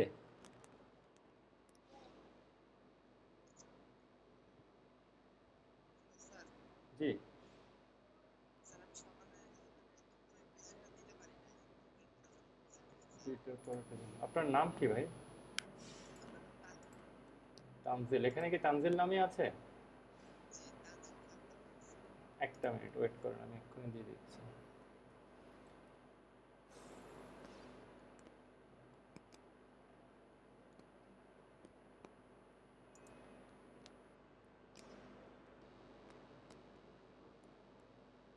তানজিল খান তো ইয়ে করা আছে, এখানে তো অ্যাবসেন্ট নেই, প্রেজেন্ট দেয়া আছে তো, খুব সম্ভবত। আচ্ছা স্যার, আমি একটু লেট করতেছিলাম তো এই জন্য হচ্ছে প্রেজেন্ট প্রেজেন্টটা আমি আমি তো সবগুলো দিয়ে দিচ্ছি, এখানে শুধু হচ্ছে শাহপরান, হাসিনুর রহমান আর হচ্ছে জাকিয়া ইসলাম, এই তিনজন অ্যাবসেন্ট, আর সবাই প্রেজেন্ট আছে। স্যার প্রেজেন্টটা কি ডেকে ডেকে করা হয় নাকি ওইভাবে প্রেজেন্টটা করা হয়? হ্যাঁ হ্যাঁ, ডেকে ডেকেই করা হয়ে থাকে। আচ্ছা স্যার, ঠিক আছে, আল্লাহ হাফেজ। Okay, আল্লাহ হাফেজ সবাই। ওকে স্যার, আসসালামু আলাইকুম। জি, ওয়ালাইকুম আসসালাম, ভালো থাকেন ভাই, আসসালামু আলাইকুম।